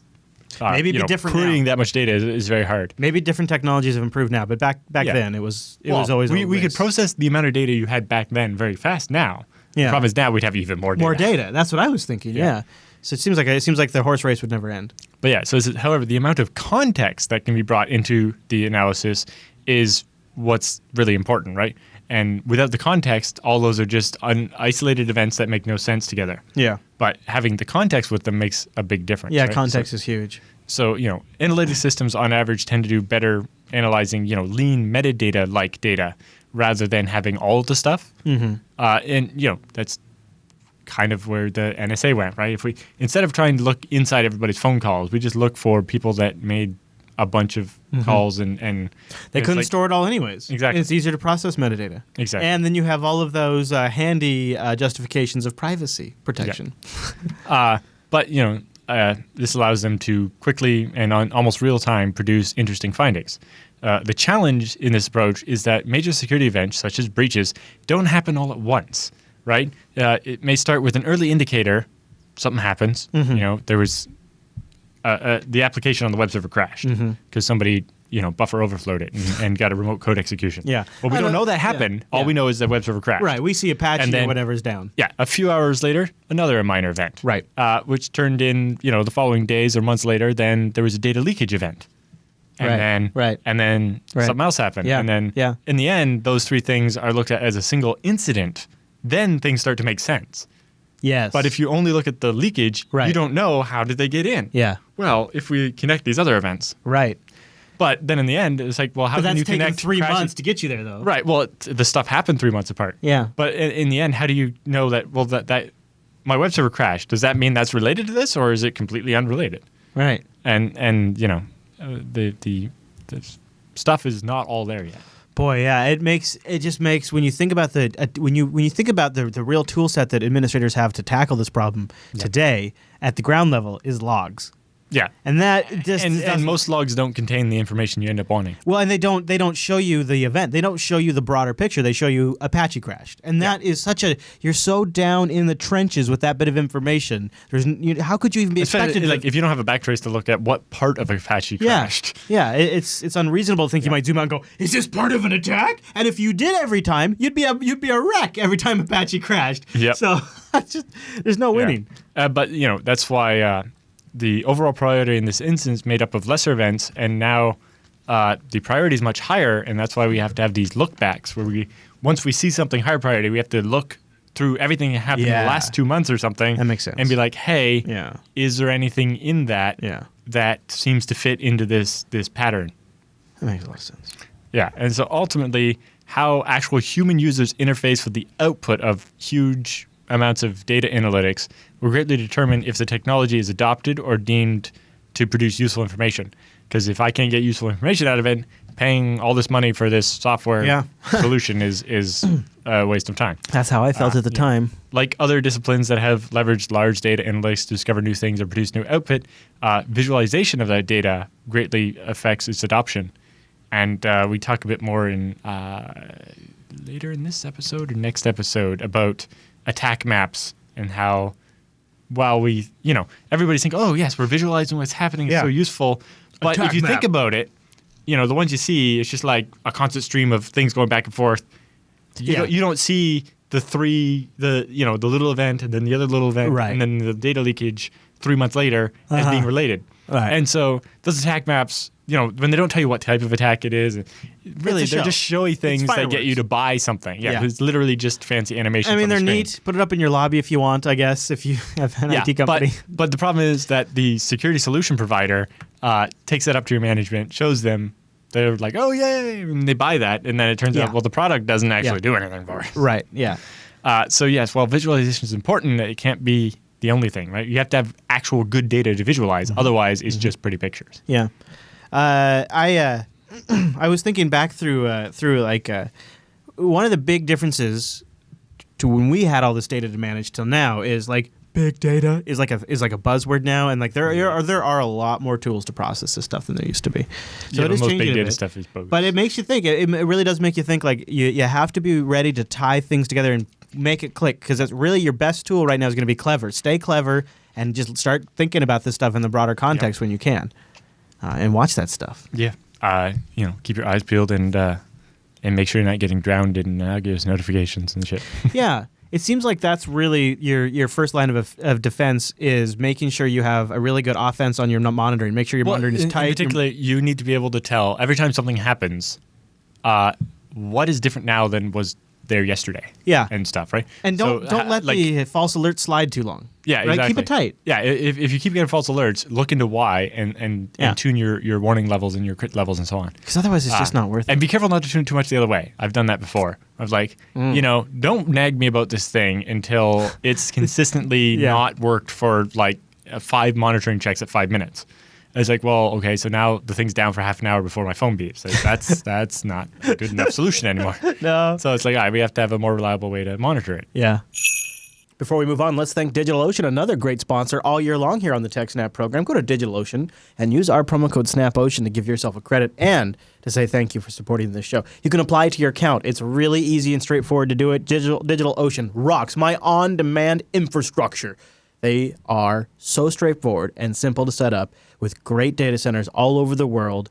In 55 seconds or less, you can get a server going for $5 a month with pretty great loadout. All SSDs, a terabyte of transfer, 512 megabytes of RAM for $5 a month. I can't even get. I mean, I don't know what prices are like where you live, Alan, but I can't even get like a burger for $5. So the fact that $5 a month for the entire server is really great, and their pricing structure is really straightforward, and the steps right up. But if you use the promo code SNAPOcean, one word, lowercase, you get that $10 credit. Check out their interface. It is really, really slick. Here's the distros you can deploy: Ubuntu, CentOS, Debian, Fedora, CoreOS, and they've got free BSD as well. One-click applications of things like Cassandra, Django, Docker, Drupal, Ghost, GitLab, Joomla, LAMP. These are all OwnCloud. Yep. WordPress, Ruby on Rails, MongoDB. There you go, Alan, MongoDB. One-click deployment right there on your DigitalOcean droplet, plus tons of great tutorials. And use our promo code SNAPOcean, and you can try any of it out. 2 months for absolutely free. SNAPOcean supports the show and gives you a $10 credit. That's a great setup. A great system, super easy to use, very powerful. And lots of people in the JB audience have found it very, very useful. DigitalOcean.com, use the promo code SNAPOcean. And a big thanks to DigitalOcean for sponsoring the TechSNAP program. I love it. I love my Dio droplets. So one more episode, or a couple more episodes, we're going to look back before we get to our new roundup stories. Episode 212. I love this. Speaking of Docker, dominant Docker disasters. Yes. So you have to check out the episode if you want to learn about that. Yeah. But the story I picked from this one, which is a second episode we did live in the studio right after the previous one. Oh, cool. But it's the story of the man who broke the music industry. So it's actually behind the scenes of the MP3 pirate scene back when it first started up. And, you know, how this guy worked at the CD pressing plant and managed to, like, exfiltrate albums before they even shipped to the stores and get them up on the internet. And it just gives a lot of behind the scenes of how all that worked back in, you know, the 90s and 2000s and so on. And being that I was young and into some of that stuff back then, it was quite interesting. Yeah, very revealing. Mm-hmm. It's just how different things are now, and because, you know, this is all pre-BitTorrent, and, you know, just a lot different than things are today. Basically, going back to the time on the internet when MP3 was invented, the codec came out, and now if you wanted to upload a music CD, you could compress it and it'd be a couple megabytes instead of 700 megabytes. Do you know how I got my first MP3s? My local FM radio station was just posting the songs they played on their radio station up as MP3s for you to download because they didn't understand there was anything wrong with it. So the first couple of MP3s I got was like downloaded just from a radio from the local radio station because they were just, hey, here's the music we're playing, have a download. And it was like Blink and other bands. And cool. Yeah. My first MP3 I tried to play on my 486 and it didn't work because the CPU wasn't fast enough. Yes. And after that, I got into it a little bit more. I had used WAV files before, but they're uncompressed and they were like huge, and I didn't really get into it much of it. When I think of the man, quote unquote, that broke the music industry, I think of some elite pirate who got thousands of CDs and ripped them to MP3s and uploaded them to Usenet or torrent sites. I think of a sophisticated hacker who was aware of trends before everybody else was. I think of somebody who was like the pioneer of the Napster network. But that's not what happened at all, is it? There were basically multiple people that had a little bit of element of each of those different things. Yeah. So this story over at the New Yorker talks about the inside story of one of the major groups that started pirating MP3s. And it starts with the one guy there, Del Glover, who worked at the CD pressing plant. And so basically, you know, the music master would come in, usually like literally in a limo in a locked briefcase, and it would go up into the plant, and they would set it up and then start pressing out the CDs that you would buy. And then his job was he was on the feeder side of the shrink wrap machine. So he would make sure the CDs go in and then in the case, and then they would go through, get shrink wrap, and the guy on the other side would put them in a box. Right. And as they were getting shrink wrapped, they were being counted to make sure that none would go missing. Yep. And then those don't fit your ears, do they? No. No. I'm used to my ones that wrap over my ears and hold on. Do you have small ear holes or really big ear holes? Biggish, I don't know. Yeah, I think they're biggish. I could grab another. You got big holes out. Anyway, all right. So this guy was in the unique position of everybody at the plant to be able to steal the CDs without them being noticed that they were gone. Right. As soon as everybody after him, the CDs were counted. Yeah. And if one goes missing, they were looking for it. Right. Whereas his job involved actually, he would have some of the rejects and stuff and would actually be in charge of throwing them away. So they're definitely, you know, nobody notices one that we're supposed to throw away didn't go thrown away or whatever. And so, but this guy's smart. He didn't do the smuggling of the disc out of the plant himself. He had other people do it and then would pay them and buy the CDs. So it wasn't as easily to track him, was it? Right. And so the biggest advantage this guy had over the regular pirates and so on was that he would get the music like a month before it would go to the store. Because they're pressing them and getting them all ready and then shipping A them to the premium stores. product, as it were. Yeah. So he would have the latest rap CDs or whatever. Well, originally, the music he had wasn't stuff that people were really interested in. Not people on the internet.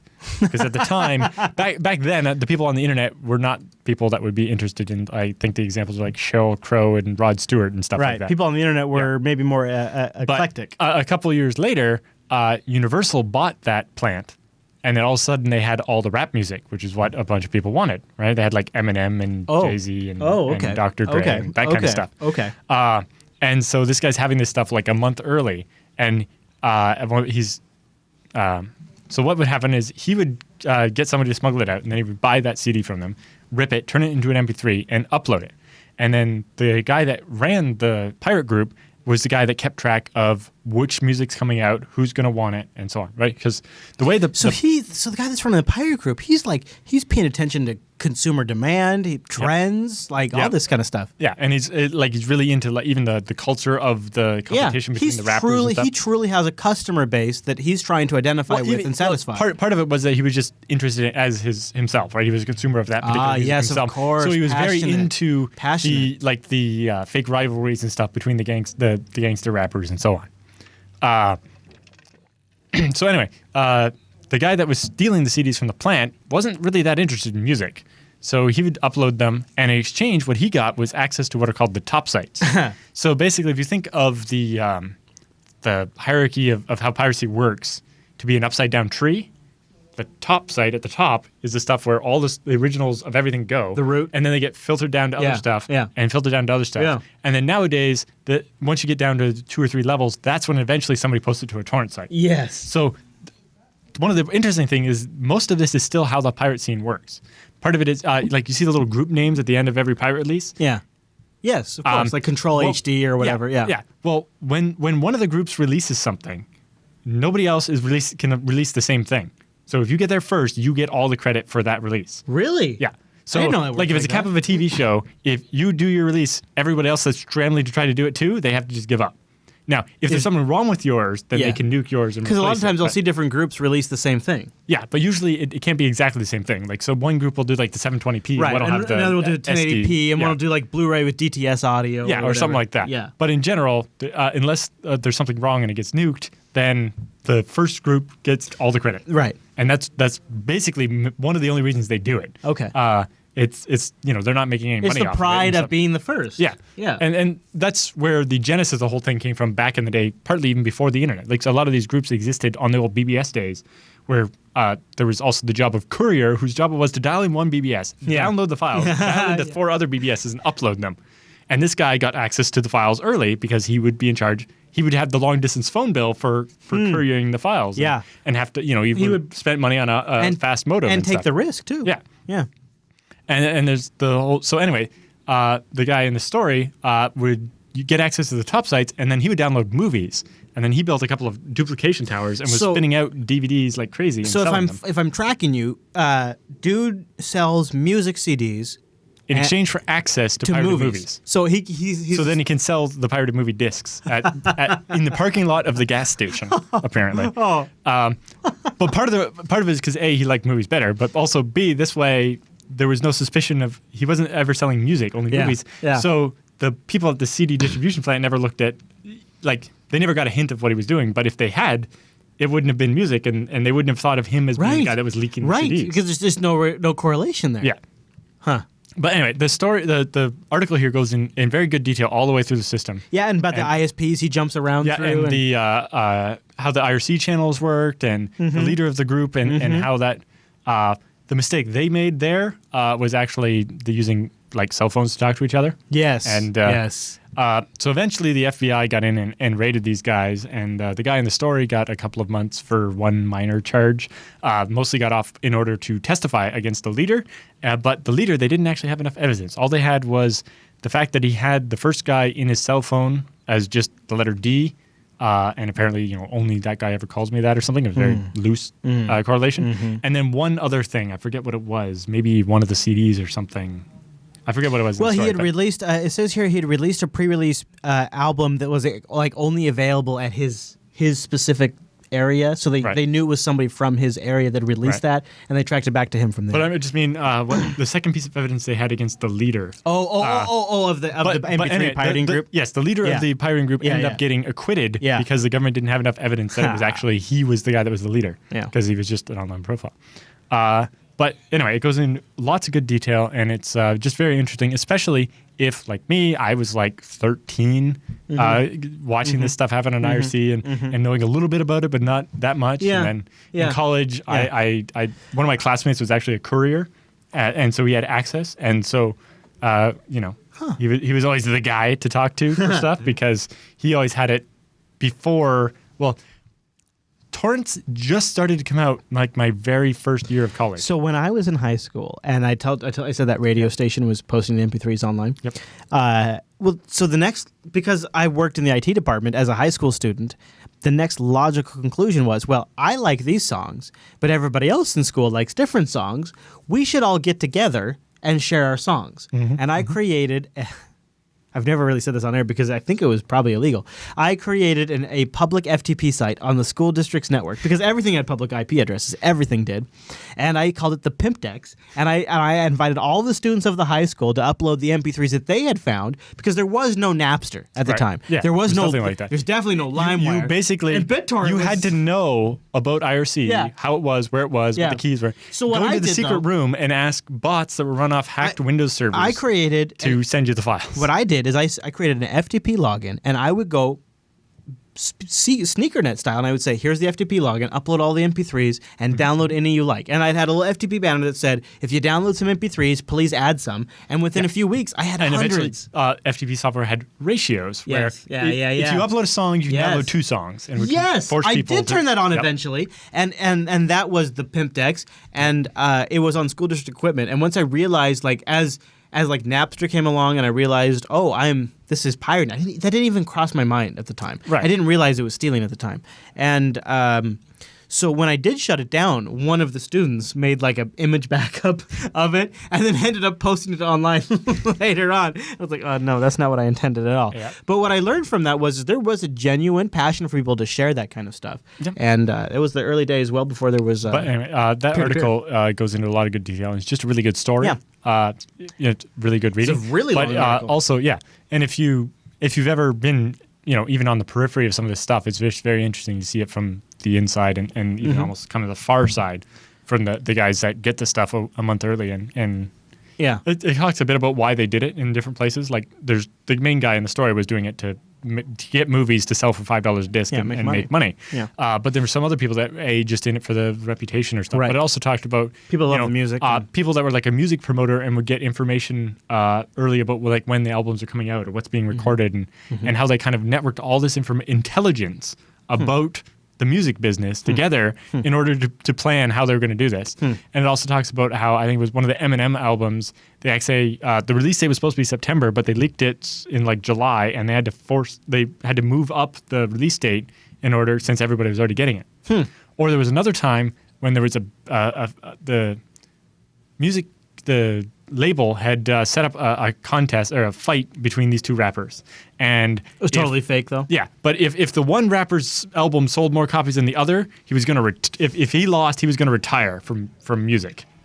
All right, and so the guy in the story managed to get both original discs from the plant, and then he's sitting there. I have the power to decide which one of these rappers wins, or he's kind of like. I wonder what would happen, and so he basically did one, and then waited a couple days, and then did the other, and it turned out the one that got pirated first sold more copies, because as we've seen many times, you give people the taste, and they want to go buy, especially if they want to support the artist. My and so old on. story, going back to that Pimpdex and then Napster later on, I never bought a CD in my life until I started getting these MP3s. Yep. And then I realized, this is something I Like like. the music, like it's kind of works like the music store used to have, a pair of headphones and you listen to an album and see if you like it. Yes. It was the same thing, Yeah. right? So anyways, Especially back then when the MP3 quality was not nearly as good as what you would get from a CD. It would sound like, kind of like ass. it's fascinating to be sitting at this point and look at this and be, that is now history. Yeah. It's really I'm glad the story of because some of this stuff is kind of shady. I'm glad that the actual story of how it went and stuff what that you the didn't people really were like. get before. Yeah, well, basically, normally that was the kind of information I expected to just be lost forever. Yeah. But that story is really good. Well, these people are still check it out. alive, so they can still go get the information. Yeah. And, All right. And most of them, the main, and it talks a little bit about what they did after. And, Like WW says in the chat room, back when Winamp was good.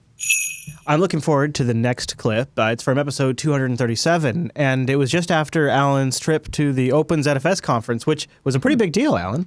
Yeah, it was my first time to the Open ZFS conference, and kind of one of the first conferences I went to that was as technical as a BSD conference, but with a different audience of people. There were only like 3 or 4 other FreeBSD specific people at the conference, and most of the other people worked on other stuff. There was a lot of Linux people, Solaris people, etc.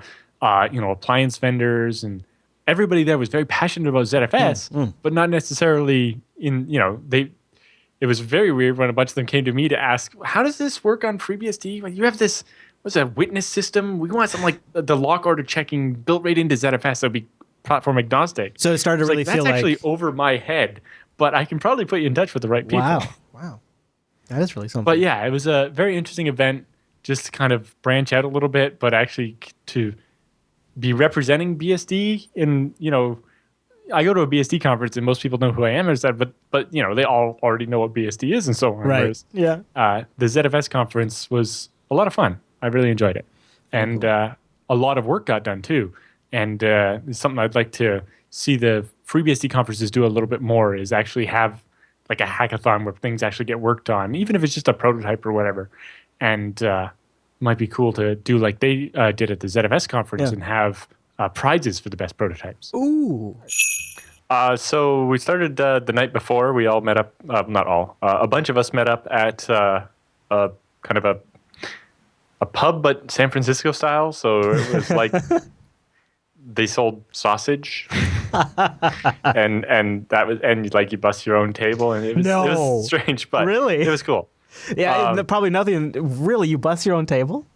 Yeah. Okay. All right. Do you have anything like that up in your neck of the woods?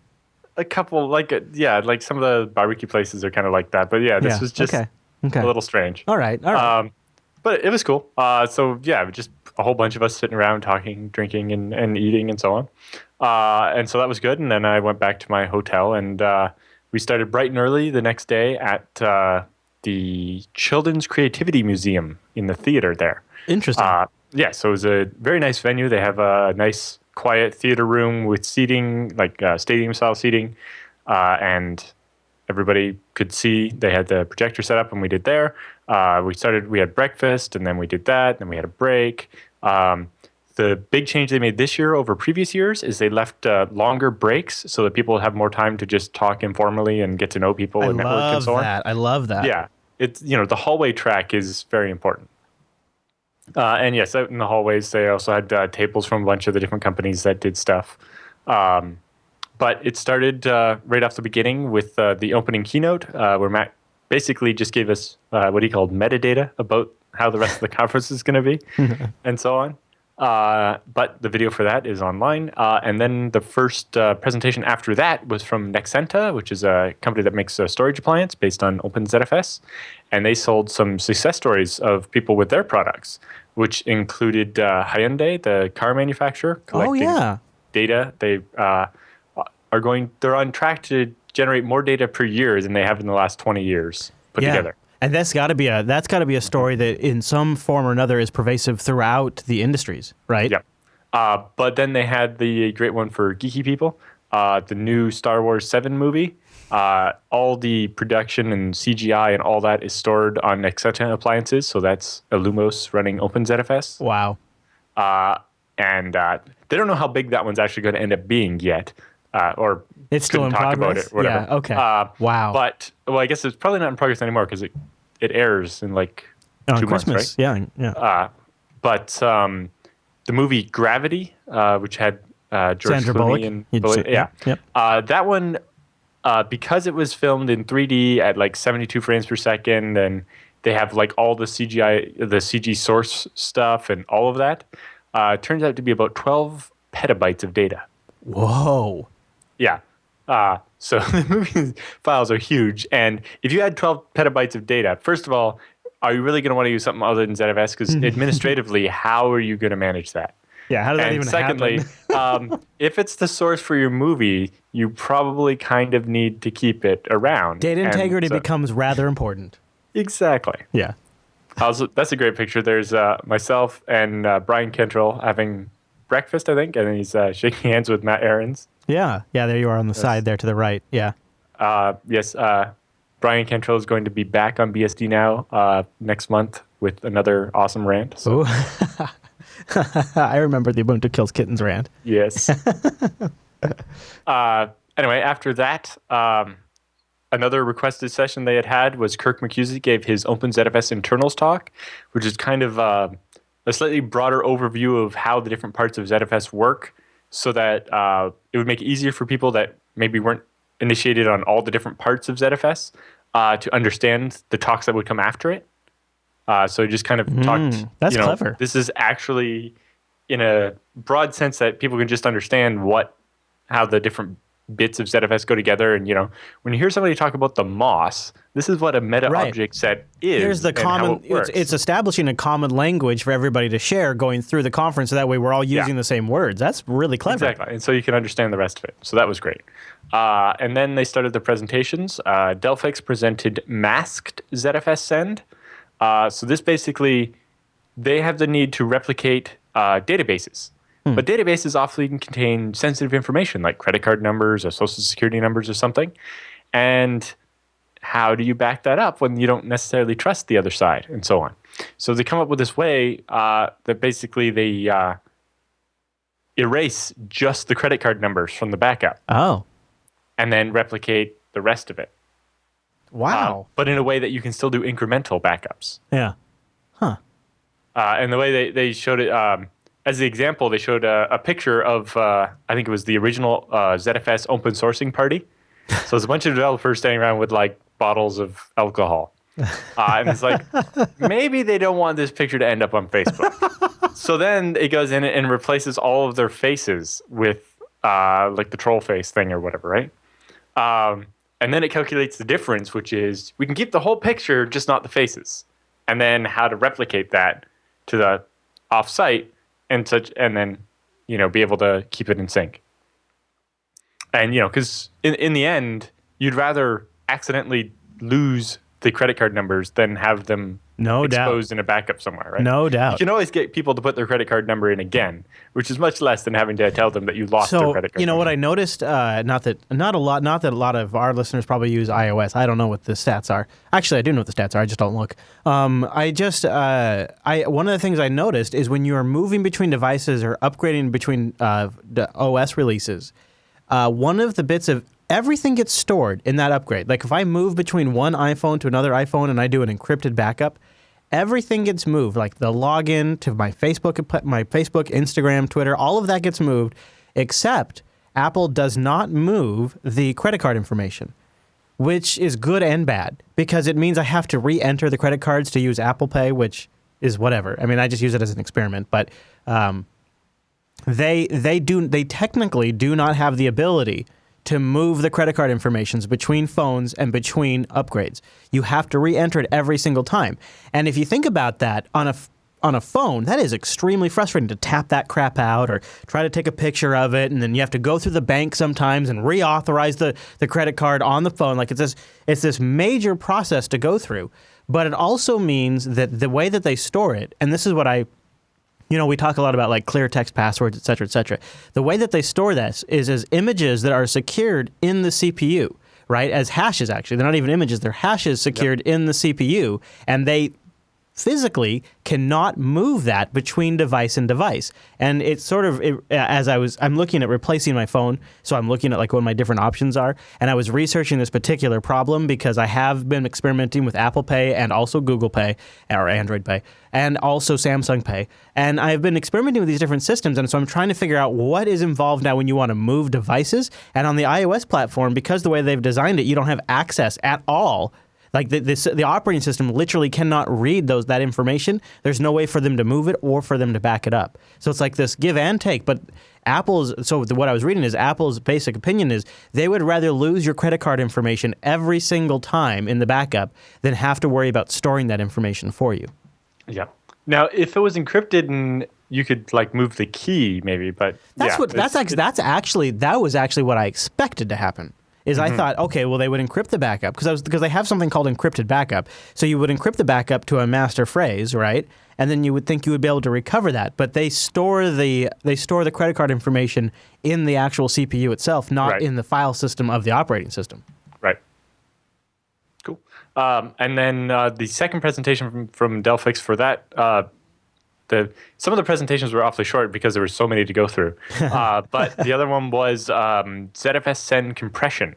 So currently, when you do ZFS replication, it's actually decompressing any compressed blocks to send them over the network and then recompressing them at the other side. Oh.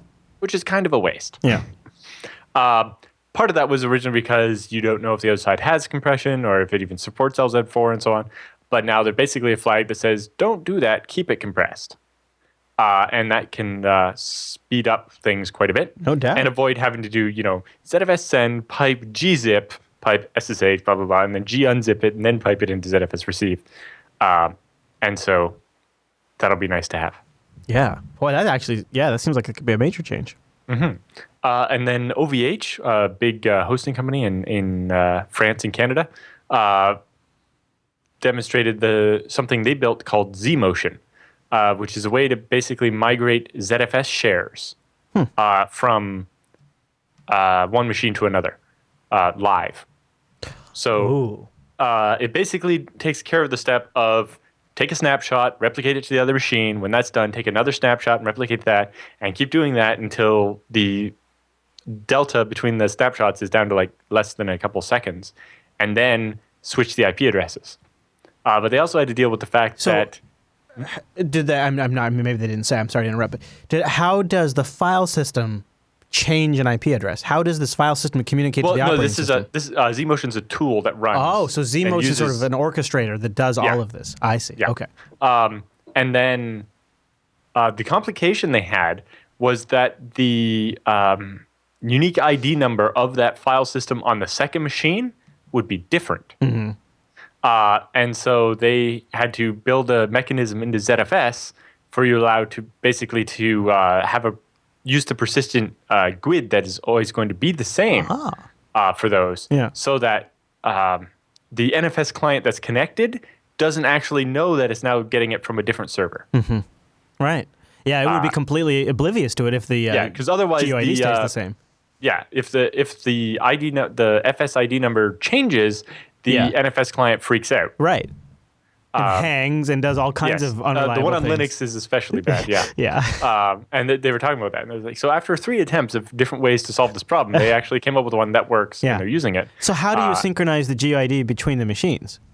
They basically expose it as a ZFS property, and you can just set it. Oh, so you determine it. You just say, this is going to be this GUID. Well, in particular, the zMotion script will just copy the ID from the source to the destination. Oh, that is slick. Mm-hmm. So that was cool. Then we got story time. Everybody loves story time. Yeah. So Jeff Bonwick came and presented, who's the guy that started ZFS, presented the birth of ZFS and told the story of how, they tried to get started and it didn't really work out. And it was like, the 5th time Sun had tried to write a new file system and it was doomed. From the beginning, I thought it was 80 people trying to work at it. I honestly thought it was. When I heard Sun's working on yet another file system, I thought, oh, good. I didn't even hear it back then.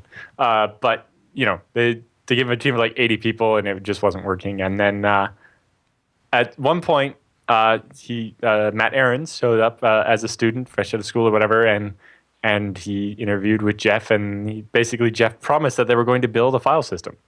And so then when it came up to the point where it wasn't working, and Jeff's like, well, we can't not do this because I promised Matt that we were going to do this. So they started fresh with just the 2 of them, and they actually managed to do it. And then they brought in more people after that. There is a lesson. There's lots of people. But. There is a lesson in that. Yeah. There is a big lesson in how actual software gets created in that. Right. And the big one was about developer buy-in. The problem with when we got the team of 80 people is that these weren't 80 people coming to start working on this project. These are 80 people that were working on stuff already and weren't necessarily even interested in doing what he was doing, right? And so, yeah, he tells a great story about that, and it's a good way to, if you're working in an established company where you have all these people that are already kind of in the middle of stuff, it's great to understand what it requires to get people to buy into this idea and actually push it forward. And once they do, the results can be amazing. Yeah.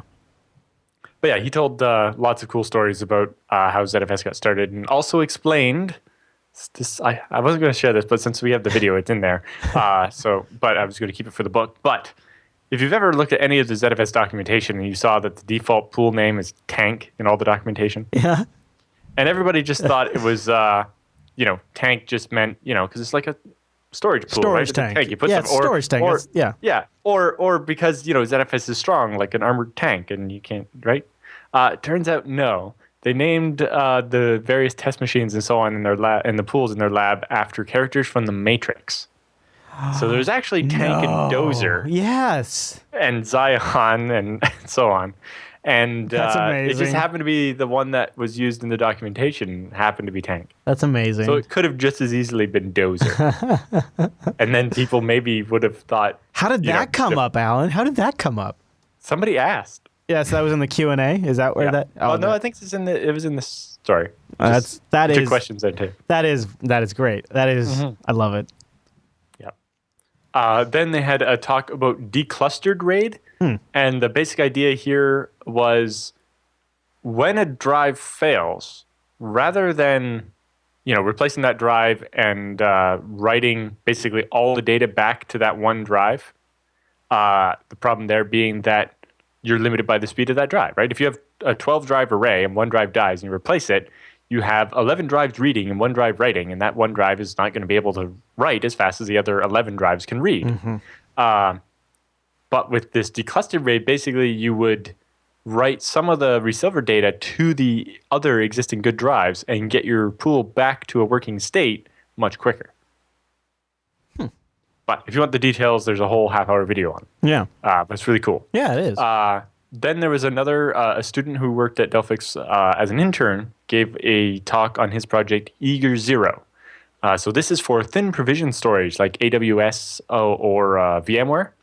And basically, they've shown there that they allocate the space in the backing device as you use it, right? Kind of just like in a normal VM or in AWS, right? But that means that the first time you touch a block, it's going to take longer than normal to write to that block or read from it.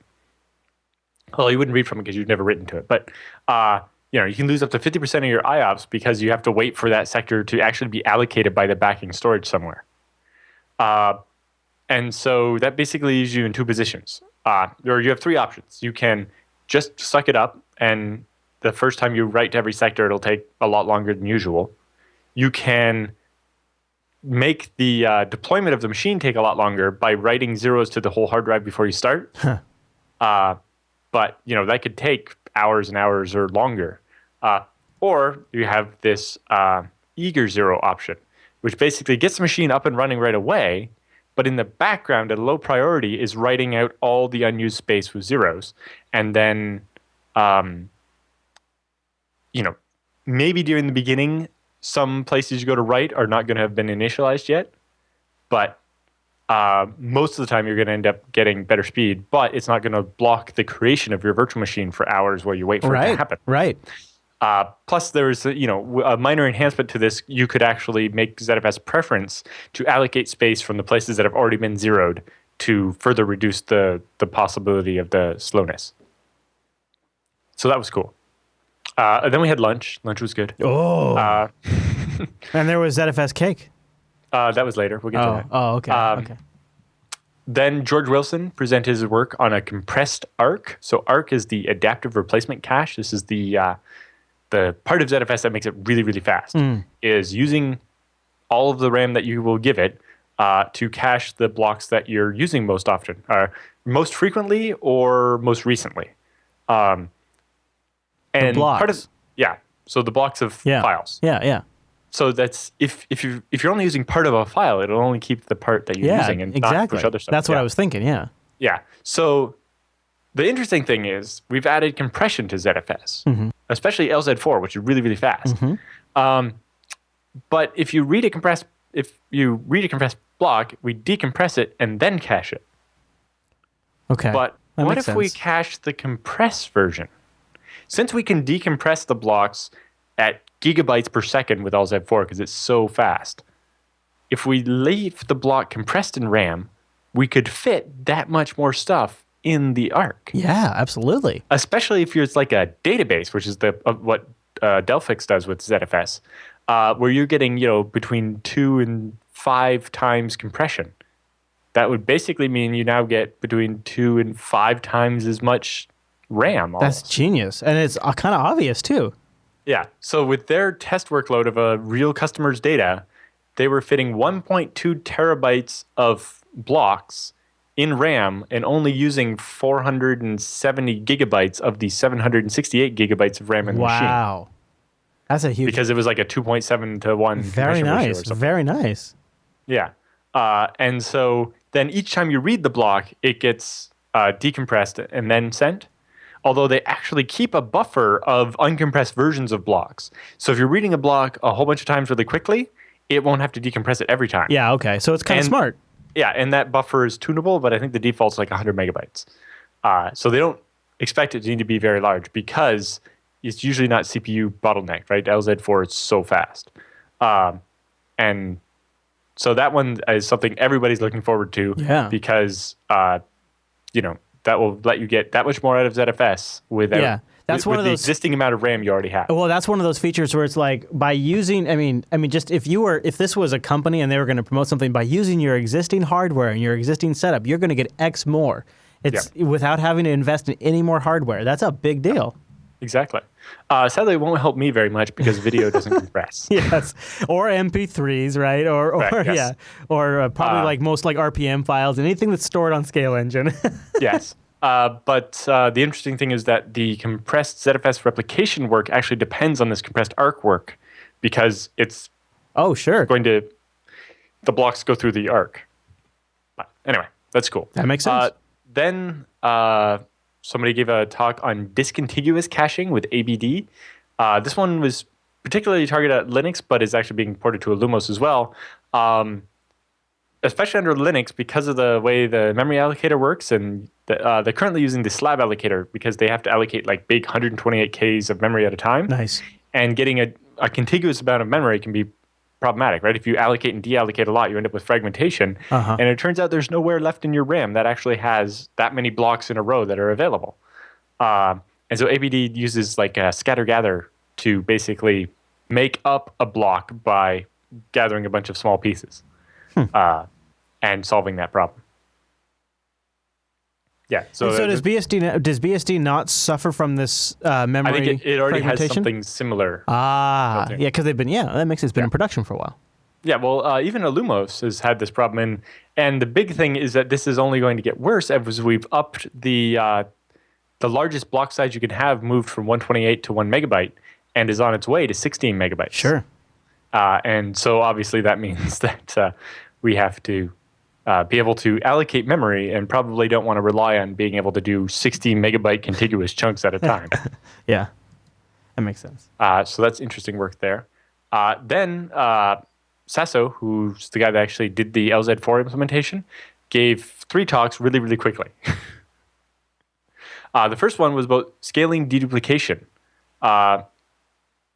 So the problem with deduplication on ZFS is once you start deduping data, even if you turn it off, the data is still deduped, so you have to keep this table around that tells you where the blocks are. And if that table doesn't fit in your RAM, it gets really slow. And in particular, basically, it'll work okay until one day when it just doesn't. And then it'll be so slow and you can't fix it. No good. So he introduced the idea of a dedupe ceiling or a dedupe throttle. And basically combined with other work that would basically, instead of keeping the DDT in RAM, you would be able to say, this SSD is dedicated to only holding the DDT, the dedupe table. And then this work would basically put a throttle or a ceiling in that would say, once that SSD is full, stop deduping and just write the stuff undeduped, because until we can add another SSD or something to hold a bigger dedupe table.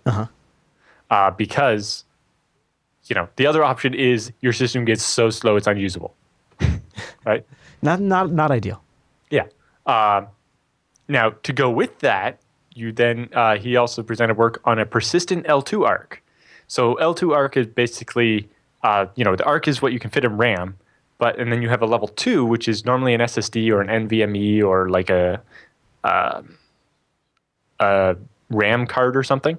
And what those do is when data won't fit in the arc anymore, like when it's aged out of the arc where we need to delete it out of the memory to fit something newer in, instead we're going to put it on this SSD, and that will give us that much more cache that's still faster than going to the spinning hard drive. Yeah, of course.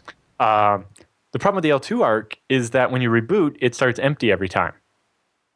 So he's presented work where basically it keeps a record of what's in there, and when it boots up, you'll be able to just go through and do that. So it's like a journal? Yeah, except he made it so that it doesn't block ZFS import.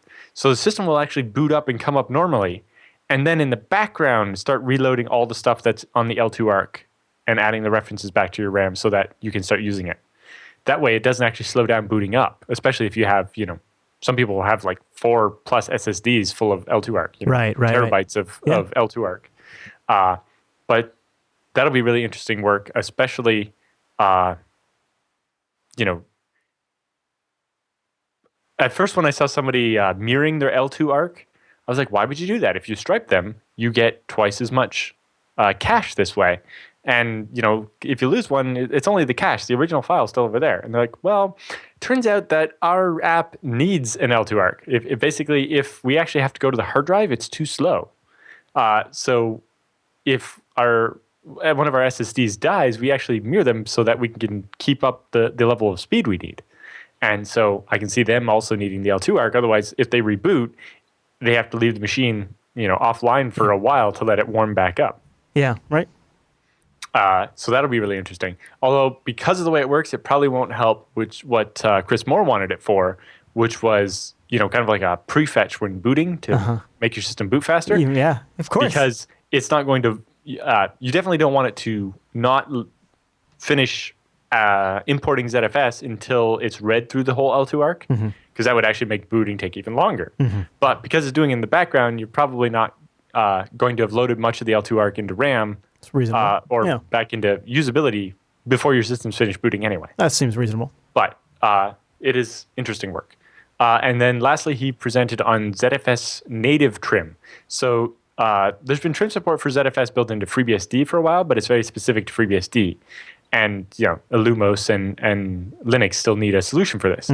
So he's building a better one, and it is better. So FreeBSD will adopt it as well. So it's like what is different? So is it not implemented at the file system layer right now? Right. In FreeBSD, once a block is going to be freed, we just pass it down to our geom storage layer that then will trim it. Okay. And so this one is a little smarter about it as well. It'll do bigger chunks at a time, and but in general, it implements the same strategy, which is when a block gets freed and we're done with it, it goes on a list. And then only after something like 64 transaction groups do we actually send the trim command. In case we reuse that block in the meantime and we didn't need to bother trimming it. Right? Because if trimming it is extra work for the SSD and it wears out the flash faster. True enough. So this allows you to basically, only once you're sure that you're not going to need that block again for a while, do you tell the SSD to trim it. Wow. That is nice. And it also has a throttle. It only trims so many blocks at a time, as each transaction group goes forward. So you don't, often if you trim a whole lot of blocks at once with an SSD, the SSD will kind of go catatonic until it finishes the work. Yeah. It'll block other things from happening, and you really don't want that to happen, right? So you meter out the work over time so that the SSD performs better. And you can see he's got a timeline graph of how that works there. Then the next presentation was about sandboxing ZFS on Linux. So on Solaris, or like Illumos, and on BSD, we have zones and jails. And basically, those are container frameworks, and we have a way to say, take this data set and give it to root in this jail, and they can do whatever they want with it. And they kind of want something like that for Linux. So this is talk explaining how the work he's done so far to get it to work, but also what the current limitations and drawbacks are of the container frameworks on Linux. And what are they? What are they? They have no way. The code for ZFS on Linux just assumes that root means root, and basically it doesn't have a way to limit what things root in the container can do versus what things root on the host can do, like FreeBSD and Illumos have. And currently, the way you actually sandbox a data set is by like echoing some stuff into like /proc and so on, instead of using the ZFS command line. So, in other words, I guess the other big problem is that, unlike on Solaris and BSD, when you create a container or a namespace, a namespace on Linux, it doesn't have its own unique identifier, right? Like on FreeBSD, you have a jail that has a name and a number, and I think Solaris zones are very similar. But on Linux, when you create this container, it's just like this process is in a container. It doesn't actually have an identifier where you could say, give this ZFS data set to this container. Each process it's done at the process, right? Each process has its own namespace, essentially. But you can have multiple processes in the same namespace, but the namespace itself doesn't actually have an ID. Yeah. And so how do you give a ZFS data set to it? Seems like they just need to add an ID. It's a bit more complicated than that, but yes, there are some missing pieces in Linux to be able to implement the same behavior, but there are people working on it. And then next we had a presentation from Intel, actually, about metadata allocation classes. So this is extending that idea of putting the dedupe table from the onto an SSD, and taking it further, and saying for each different type of allocation, we could have classes with different dedicated VDEVs. So we say, let's put all of this type of metadata on this SSD, all of this type of metadata on that SSD, all the dedupe on this, and all the slog on this. Okay. And then if any of those get full, just fall back to doing it the normal way. But basically saying, how about we put all the metadata for our files on an SSD, but leave the actual data for the files on the spinning hard drives, right? And things like that. Yeah. So that could be really cool. And it allows us to do things like having the dedicated SSD for dedupe and other interesting things like that. Well, and you can also say, it looks like from this you could say, this SSD is going to use a block size of this size, and we're going to have sizes of this size for this SSD, which has... it was more... So when you're writing to your physical disk, if you're using what's going to be the largest block size on ZFS of 16 megabytes, you're going to be blocking down these big chunks of 16 megabytes on the disk. Yeah. But after you write that 16 megabytes, you have to write the metadata for it, which is 4 kilobytes. Right. And if you leave a little 4 kilobyte there, then the next 16 megabyte chunk isn't lining up in a nice spot, is it? Yeah, that makes sense. And you end up with them all like offset weird, and then you free that, and then you have this little 4K bit of fragment over here. Mm-hmm. And so by just allocating the metadata in a different place, whether it's maybe on the same drive but in a different offset or on an SSD, you deal with the fact that there's really a lot of different tuning that goes on between writing a giant 16 megabyte chunk and writing a single 4 kilobyte chunk. Mm-hmm. And if you have to do a lot of these 4K chunks, you're going to get better performance from SSD. Whereas, if you're writing big 16 megabyte chunks, you can get really good performance out of a spinning disk even. So that was interesting.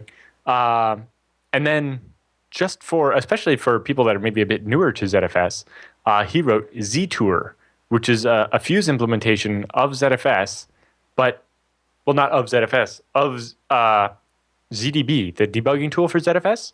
So basically it creates this Fuse file system that lets you walk through the metadata of ZFS as if it was a set of directories.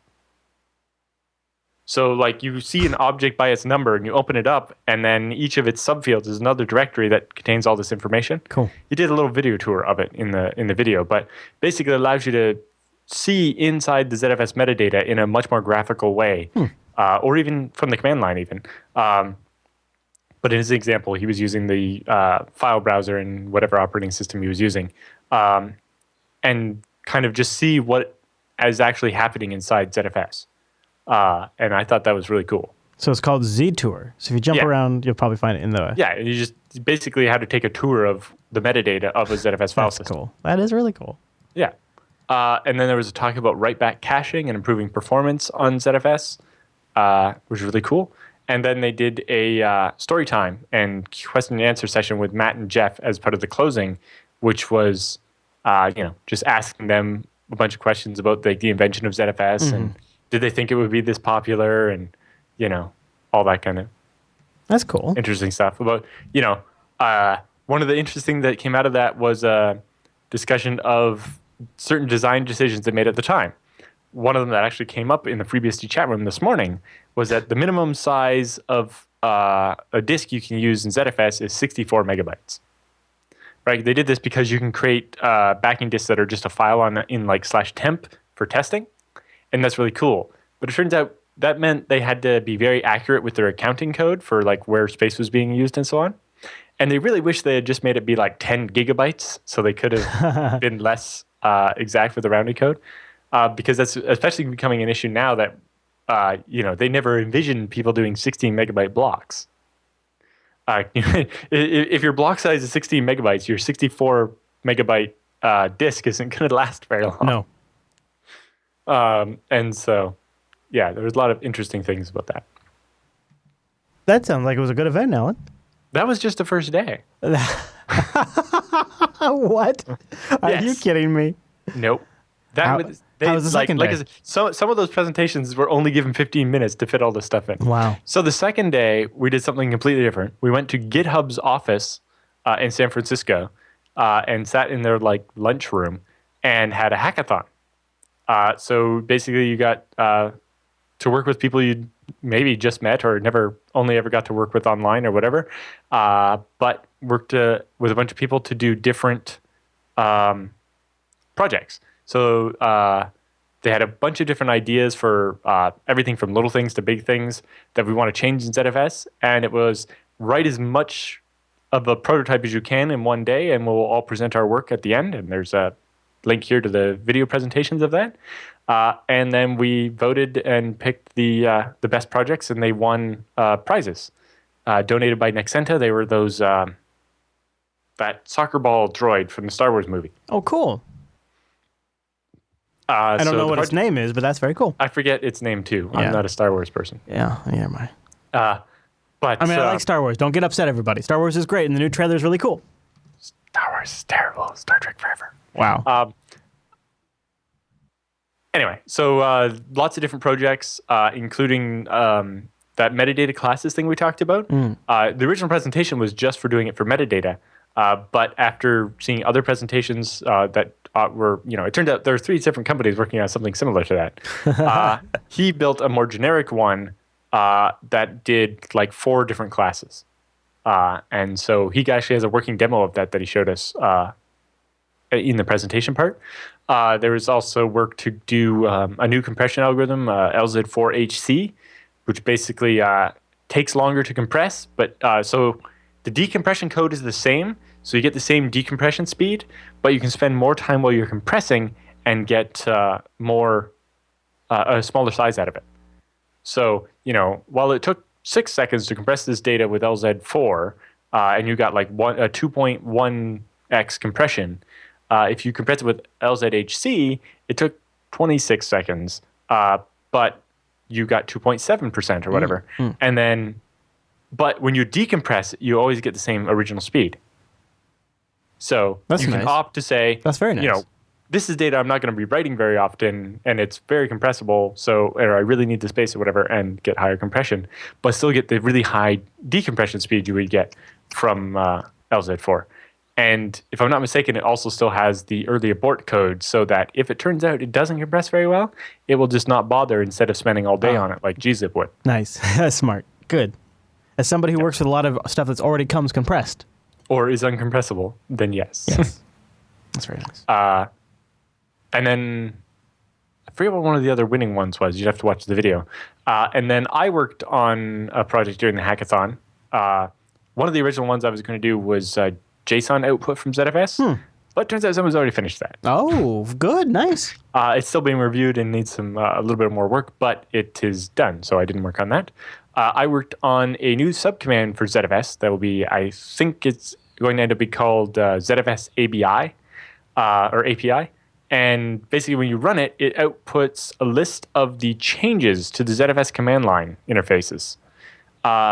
So that, for example, I have this script called ZXFer that does the replication of data for Scale Engine. And it's up on GitHub. And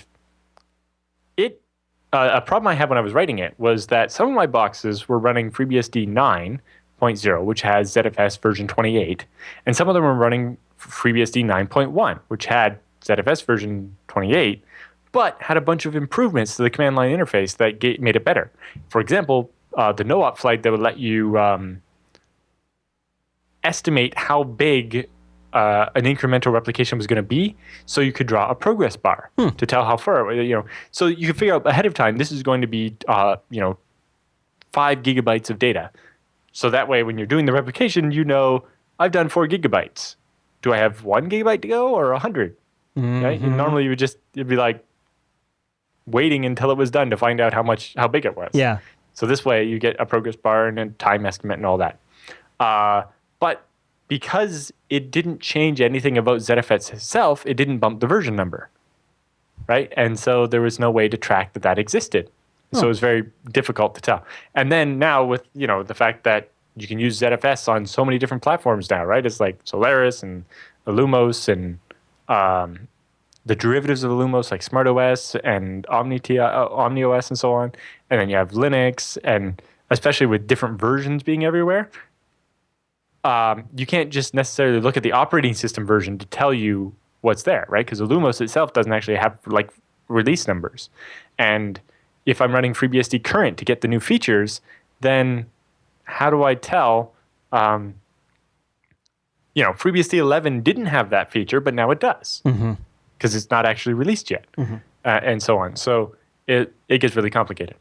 So this will basically give you something kind of like feature flags in ZFS, but for changes to the command line interface.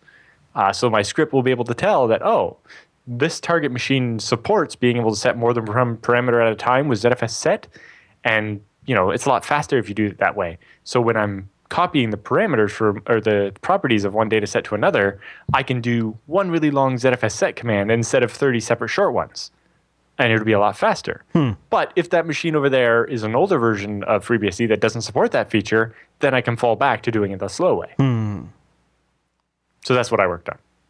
And hopefully that will be upstreamed. What is the setup like? Do you bring your laptop in there and yeah? Okay, that's cool. Yeah. So GitHub just provided really fast Wi-Fi and space, and then we brought our own people and food. I guess GitHub provided power. Oh, that's nice too. But yeah, we just organized catering and we just basically sat around at big tables on benches and did this. And they had some nice spaces though. There's like I don't know, these chairs look like the ones from the Men in Black, the first one where you had to sit in the thing and write the exam. Yeah. And they were like an egg or something like that. Yeah. A bunch of interesting things like that. All right, Alan. All right, but now what about the cake?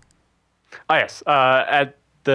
We had a dinner after the presentation day, at the end of Monday, and they had a cake because October 31st will be the 10th anniversary of the open sourcing of ZFS. Oh, it's a little celebration cake. Yes.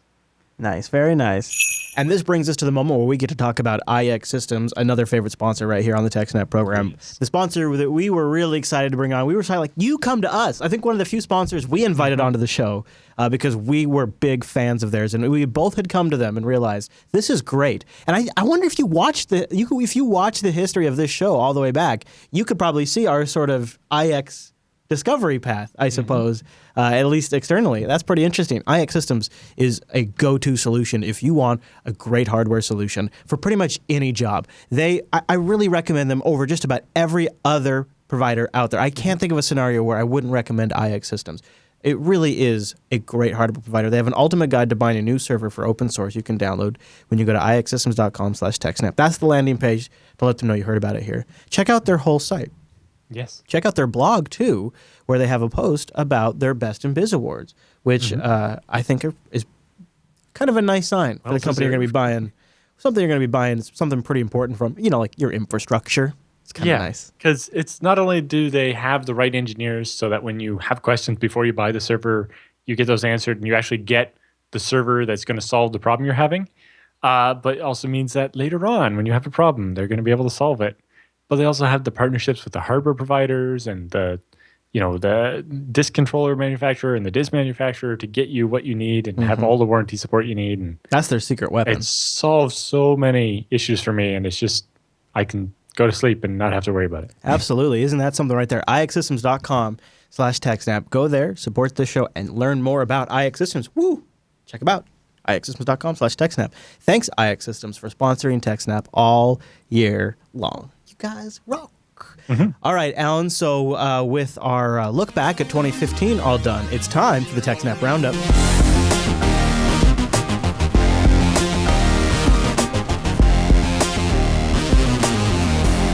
Welcome to the TechSNAP Roundup. Yeah, that's what that crazy music means. Now, the Roundup are stories that we didn't talk about at the beginning of the show because we didn't talk about stories, but we want to give you links to follow up on your own after the show. And some of these links came from that handy Mr. Q5sys and other sleuthing capabilities. And Alan, our first one is a project up on GitHub that claims to be a malicious traffic detection system, and it looks kind of neat.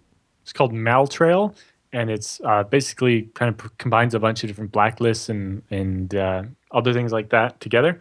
So we can block, domain names, IP ranges, URLs, known bad executables, hashes, all that kind of stuff. And it's MIT licensed, open source, so you can build it and use it and put it in a product, whatever you want to do. Seems pretty interesting. Pretty neat. All right, the next one comes from Sentinel-1's blog, Breaking and Evading Linux with a New Novel Technique. Yeah, so this is making malware that's harder to detect and can even break the disassemblers meant to detect it. Ooh. So they found that by tweaking the ELF header, which is the top of the executable that describes how the executable is, and basically saying, oh, there are 0 sections in this, the disassembler can't even disassemble it to figure out what's going on. And they found that most of the security scanners and debuggers and so on can't figure out what to do with it. And doing this to your malware, so they took a piece of malware that they ran through VirusTotal and every virus scanner detected it. They applied this technique to it, and all of a sudden, 10 of the virus scanners couldn't detect it anymore. Huh. There you go. Interesting research going on over there. I would say so. That is really interesting. Okay, so let's talk about Firestorm. A Firestorm vulnerability in firewalls lets attackers extract data from internal networks, according to PC. I think it's PC or SC. So this is, still a developing story. They don't have all the details yet because they're waiting for the fix before they can disclose how it works. But in these new next generation firewalls, the idea is that you can do this 3-way handshake and get into the network. And turns out that you can cause it to allow connections that it shouldn't. But the only way to fix it is to disable this feature. There's no way to fix the feature so that it'll work securely. And the firewall manufacturers don't want to get rid of the feature because people like it. So it'll be interesting to see how that develops. I love the headline to this next story. CryptoWall 4, the evolution continues. Yeah, so, crypto and ransomware has been a big thing this year and is probably going to continue to be that. Yeah. And, if there's money in it, people will keep doing it. And so Cisco's Talos team has a big blog post here kind of talking about the evolution and what new has changed between CryptoLocker 2 it's a huge blog post, actually. 3. Yeah, and they have lots of detail. And it's a good read if you're interested in this happening. And it just reminds me that I'm glad I have ZFS snapshots to make sure that is never going to catch me. This is a massive, massive post. I'm not even halfway. There's actually a second post on Cisco's blog, even though Cisco owns the Talos thing there. Jeez Louise. But yeah, there's a lot there. You should definitely check it out if you're interested. Look at them go. All right, so now let's talk about McAfee. They're also trying to be impressive. With their own problems. McAfee Enterprise Security Manager failed to manage their own security. Yeah, so it turns out if you just use a certain username, then no password, you can just get in as administrator and take over the whole thing. Whoops. Yeah, that's just, sorry about that. Our bad. McAfee's real sorry about that. They're going to have a fix out. No time for that. Yeah. Okay, let's talk about this one. How to reverse unknown protocols using NetZob. Yeah. So there's basically a tutorial on using this application to kind of dissect protocols where you don't know what the protocol is. Right. So if you know what the protocol is, you have a protocol analyzer like Wireshark, and it breaks out all the parts and lets you see the fields and know what's going on. But if you're dealing with some protocol in, say, malware or something that somebody just wrote and you have no idea what it is, this program can help you kind of work through it and try to figure out where the separators are and what the fields are and analyze it. Very nice. I never really thought about that stage of it, but yeah, I could definitely see how they would need something like especially, or if you just reverse engineering stuff, trying to do some of that to figure out how the PWM controller works on the Onion Omega. It's like, that. Yeah. All right. It's like, so when I set it to this, it does that, and I set it to this, and it does that. Those don't. How does that work? I see how you roll, Alan. You're sneaking this one in right before the 2016 deadline. So you can say, I warned you in 2015, audience. I warned you. Don't be a victim to tax fraud in 16. Yeah. So, I don't know when tax returns open up in the U.S., but in Canada, you'll be able to submit within like the second or third week of January. Start submitting your taxes, even though the deadline in Canada isn't like a week. It's the end of April instead of like the second week or whatever. Yeah. But, if you're getting a refund, file sooner and get your money sooner, right? People get refunds? That must be nice. I work for myself, so I don't get, in the U.S., I don't get I don't want to go there. You're going to make me angry. But I do withholding so that I don't want to hear it. I don't want to hear it. It turns out Alan pays less taxes than I do, and that drives me crazy. Just drives me crazy. Yeah. It's a spot. So Krebs has all of his best tips on how to not be a victim of tax refund fraud during 2016. And, hurry up and do this before somebody else does it for you. Nothing like that as an incentive. All right, fake Wi-Fi access points. What's this about, Alan? Got me a little fake Wi-Fi? So this is a tutorial or walkthrough on doing rogue Wi-Fi or doing like a rogue AP. So as you can see in the picture there, there's coffee shop and coffee shop. Yeah. So you just set up an AP with a name that makes sense. Like if there's a Starbucks and a coffee shop, maybe you just hit the coffee shop one and be like, oh, sure, it's got a stronger signal or whatever. And then you can do stuff. Or the evil twin AP, where you do an AP that, makes it look like it's part of the mesh network or whatever, even though it's not, and then intercept all the traffic. So all the nefarious things you might want to do over an article from rootshell.com. Very nice. Rootshell.com, and we will have a link in the show notes because it's spelled kind of funky. Yep. Spelled kind of funky. And that brings us to the end, not only of this episode of TechSNAP, but to the end of 2015. The next show, I'll have to make sure I remember, do I say 2016 in the intro? You'll have to tune in and find out to see if I screw it up or not. You figure it's going to have to happen at least. You probably have to tune in live to watch you screw it up. Yeah, because somebody's going to catch me, right? You will, or the chat room. Yeah, you'd have to tune in live. So what you do is you go to jblive.tv Thursdays at 1 p.m. Pacific, which is 4 p.m. Eastern, 2100 UTC. Boom! jblive.tv is where you do that at. And we've got a chat room embedded there too, so you can engage with us live during the show. We have we take time during the segments and chat a bit. Also, jupiterbroadcasting.com/calendar to get it converted to your local time zone. And we also want your emails, jupiterbroadcasting.com/contact and techsnap.reddit.com. All right. Well, thank you everyone for tuning in all year long to the TechSNAP program. We hope you enjoyed the look back. And don't forget, you can submit to the content and make 2016 even better in that subreddit, techsnap.reddit.com. You can subscribe to the RSS feeds and get every next episode automatically when they come out. It's like magical ponies, deliver them to your device. Why not check it out? Otherwise, those magical ponies are just sitting around and not getting used. Okay, everybody, thanks so much. They just crap everywhere. Yeah, they make a big mess, yeah. And also, I have to pay for them in Bitcoin. So don't make me waste Bitcoin because that's going up in value right now. And that just, don't get me started. Don't get me started. All right, everybody, thanks so much for tuning in this week's episode of TechSNAP. We'll see you right back here next week.